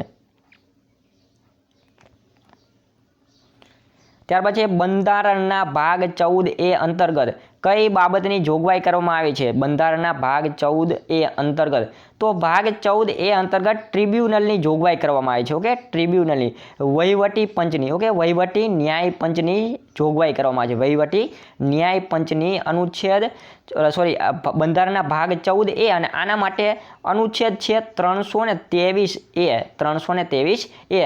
તો આની માટે કેન્દ્ર માટે કેટની જોગવાઈ કરવામાં આવે છે, સેન્ટ્રલ એડમિનિસ્ટ્રેટિવ ટ્રાઇબ્યુનલ, અને રાજ્ય માટે સ્ટેટ એડમિનિસ્ટ્રેટિવ ટ્રાઇબ્યુનલ, મતલબ કે ન્યાય પંચોની જોગવાઈ કરવામાં આવે છે. મતલબ કે કેન્દ્ર સરકારના જે કર્મચારીઓ છે એમના કોઈ ઇસ્યુ હોય અને કેસ કબાડા હોય તો એનું અહીંથી ડાયરેક્ટલી પૂરતું સમાધાન થઈ જાય છે આ ટ્રિબ્યુનલની અંદર. ગ્રંથ વિહાર પુસ્તક વેચાણ કેન્દ્ર કોનું છે? ગ્રંથ વિહાર પુસ્તકનું વેચાણ કેન્દ્ર કોનું છે? તો એ જે છે આપણા ગુજરાત સાહિત્ય પરિષદ છે. ગુજરાત સાહિત્ય પરિષદ, એમનું એક પુસ્તકનું વેચાણ કેન્દ્ર છે, એનું નામ છે ગ્રંથ વિહાર. શું છે? ગ્રંથ વિહાર છે એમના વેચાણનું કેન્દ્ર છે, ગ્રંથ વિહાર. પછી છે જાણીતા સંગીતકાર નારાયણ સ્વામીનો જન્મ ક્યાં થયો છે? જાણીતા સંગીતકાર નારાયણ સ્વામી, ઓકે, એનો જન્મ થયો છે આપણા માંડવીની અંદર. ઓકે, હવે તમને પ્રશ્ન થશે આ માંડવી સુરતવાળું કે કચ્છવાળું? તો યાદ રાખો માંડવી છે આપણું કચ્છવાળું. કચ્છની અંદર જે માંડવી આવેલું છે ત્યાં જાણીતા સંગીતકાર નારાયણ સ્વામીનો જન્મ થયો છે. શેનો? નારાયણ સ્વામીનો જન્મ થયો છે. પ્રસિદ્ધ ચિત્રકાર ગુલામ મોહમ્મદ શેખનો જન્મ ક્યાં થયો છે? પ્રસિદ્ધ ચિત્રકાર છે ગુલામ મોહમ્મદ શેખ, તો એનો જન્મ ક્યાં થયો છે? તો એનો જન્મ થયો છે સુરેન્દ્રનગરની અંદર. પ્રસિદ્ધ ચિત્રકાર છે, નામ છે ગુલામ મોહમ્મદ શેખ. જિલ્લો કઈ જગ્યાએ? તો કે સુરેન્દ્રનગરની અંદર. સુરેન્દ્રનગર કઈ નદીના કિનારે વસેલું છે? તો એ ભોગાવો નદીના કિનારે વસેલું છે. શેના માટે? ભોગાવો નદીના કિનારે. ઓકે, અને આ સુરેન્દ્રનગર જિલ્લો છે. એની અંદર કપાસના ઉત્પાદન માટે ખૂબ જ જાણીતું છે. ઓકે, કપાસના ઉત્પાદન માટે ખૂબ જ જાણીતો છે સુરેન્દ્રનગર જિલ્લો. ગુજરાતી નાટ્યકલાની શરૂઆત કઈ સાલમાં થઈ હતી? ગુજરાતી નાટ્યકલાની શરૂઆત કઈ સાલમાં થઈ હતી? 1853ની અંદર ગુજરાતી નાટ્યકલાની શરૂઆત થઈ હતી. યાદ રાખજો મિત્રો. આ સમય મૂર્તિ તરીકે કોને ઓળખવામાં છે? સમય મૂર્તિ તરીકે કોને ઓળખવામાં છે? તો યાદ રાખો, સમય મૂર્તિ તરીકે આપણા નર્મદ છે, વીર નર્મદ, તો એને સમય મૂર્તિ તરીકે ઓળખવામાં છે. અને નર્મદનો જન્મ થયો હતો સુરતની અંદર. ઓકે, નર્મદનો જન્મ પૂછે તો સુરતની અંદર, અને પ્રેમાનંદનો જન્મ પૂછે તો વડોદરાની અંદર. ઘણા બધા મિત્રોને આ બેમાં ખૂબ જ કન્ફ્યુઝન રહે છે. નર્મદ પૂછે તો સુરત, પ્રેમાનંદ પૂછે તો વડોદરા. બે વસ્તુ ખાસ યાદ રાખજો. ઓકે, ભોજા ભગતના ચાબખા ખૂબ વખણાય છે. ધીરા ભગતની કાફી વખણાય છે. હાલી નૃત્ય કયા વિસ્તારમાં કરવામાં છે? તો હાલી નૃત્ય છે સુરત જિલ્લાની અંદર દુબળા પાતળા આદિવાસી લોકો દ્વારા કરવામાં આવે છે. દુબળા પાતળા આદિવાસી લોકો દ્વારા આ હાલી નૃત્ય કરવામાં આવે છે સુરત જિલ્લાની અંદર. ત્યાર પછી ભોજા ભગત જેમ ચાબખા બોલતા, ભોજા ભગતના ચાબખા વખણાય છે, તો એવો અભણ હતા, ભણેલા નહોતા, એમને અક્ષર જ્ઞાન હતું નહીં. પણ આ ભોજા ભગતને તેને અક્ષર જ્ઞાન નહોતું, પણ તેને સામાજિક જ્ઞાન હતું, સારું એવું જ્ઞાન હતું. તો આ ભોજા ભગત છે જેઓ ચાબખા બોલતા હતા. ઓકે, પોતાના મગજથી બોલતા ચાબખા બનાવીને, અને એનો કયો વિદ્વાન શિષ્ય છે લખી લેતો, અને તે હસ્તપ્રતો આજે પણ સચવાયેલી છે. મતલબ કે ભોજા ભગત છે અક્ષર જ્ઞાન તો એની પાસે હતું નહીં, એટલે તે પોતાના મગજની અંદર જે વિચારતા ચાબખા ને એ બોલી નાખતા આખી, બરાબર. ત્યારબાદ એનો એક શિષ્ય છે એને લખી લેતો હસ્તપ્રતની અંદર. તો આ હાલમાં જે આ ચાબખા જે અત્યારે આપણને જોવા મળે છે, તો એના શિષ્ય લખેલા છે, એને બોલ્યા અને એના શિષ્ય લખ્યા, એ આજે જોવા મળે છે. તો એનો શિષ્યનું નામ શું છે કે એને જે આ હસ્તપ્રતો લખેલી છે તો એનો શિષ્યનું નામ છે જીવણરામ. શું છે? જીવણરામ છે, એમને આ ચાબખા લખ્યા હતા ભોજા ભગતના. ઓકે મિત્રો, થોડાક લેવલના ક્વેશ્ચનો છે કે હવે આવનારી પરીક્ષામાં તમને આવા લેવલના પ્રશ્ન પૂછાય તો તમને સરળતા રહેશે. ઢીંગલી મ્યુઝિયમ ક્યાં આવેલું છે? સાવ ઇઝી ક્વેશ્ચન છે. ઢીંગલી મ્યુઝિયમ ક્યાં આવેલું છે? ઢીંગલી મ્યુઝિયમ આવેલું છે આપણા રાજકોટની અંદર. ઢીંગલી મ્યુઝિયમ ક્યાં આવેલું છે? રાજકોટની અંદર. જો મ્યુઝિયમની વાત કરવામાં તો રાજકોટની અંદર જો હાલમાં અત્યારે ગાંધી મ્યુઝિયમ પણ બનાવવામાં આવ્યું છે. કયું? ગાંધી મ્યુઝિયમ પણ બનાવવામાં આવ્યું છે. પહેલાં અહીંયા સર આલ્ફ્રેડ હાઈસ્કૂલ હતી કે જે મહાત્મા ગાંધીજી અહીંયા ભણ્યા હતા એને ગાંધી હાઈસ્કૂલ પણ કહેવાય. તો અહીંયા અત્યારે હાલમાં ગાંધી મ્યુઝિયમ પણ આવેલું છે. પછી એક સૌથી જાણીતું વોટસન મ્યુઝિયમ પણ આવેલું છે. સૌરાષ્ટ્રનું સૌથી જૂનામાં જૂનું મ્યુઝિયમ, સૌરાષ્ટ્રનું મિત્રો પૂછું છું, સૌરાષ્ટ્રનું સૌથી જૂનામાં જૂનું મ્યુઝિયમ છે વોટસન સંગ્રહાલય પણ અહીંયા આવેલું છે. પછી કબા ગાંધીનો ડેલો પણ અહીંયા જ આવેલો છે. પણ જો એવો જો પ્રશ્ન પૂછી નાખે કે ગુજરાતનું સૌથી જૂનામાં જૂનું મ્યુઝિયમ કયું, તો જેમ્સ ફર્ગ્યુસન મ્યુઝિયમ અથવા તો કચ્છ મ્યુઝિયમ, અને એ આવેલું છે આપણા ભુજની અંદર. ઓકે, તો યાદ રાખો ઢીંગલી મ્યુઝિયમ આવેલું છે રાજકોટની અંદર.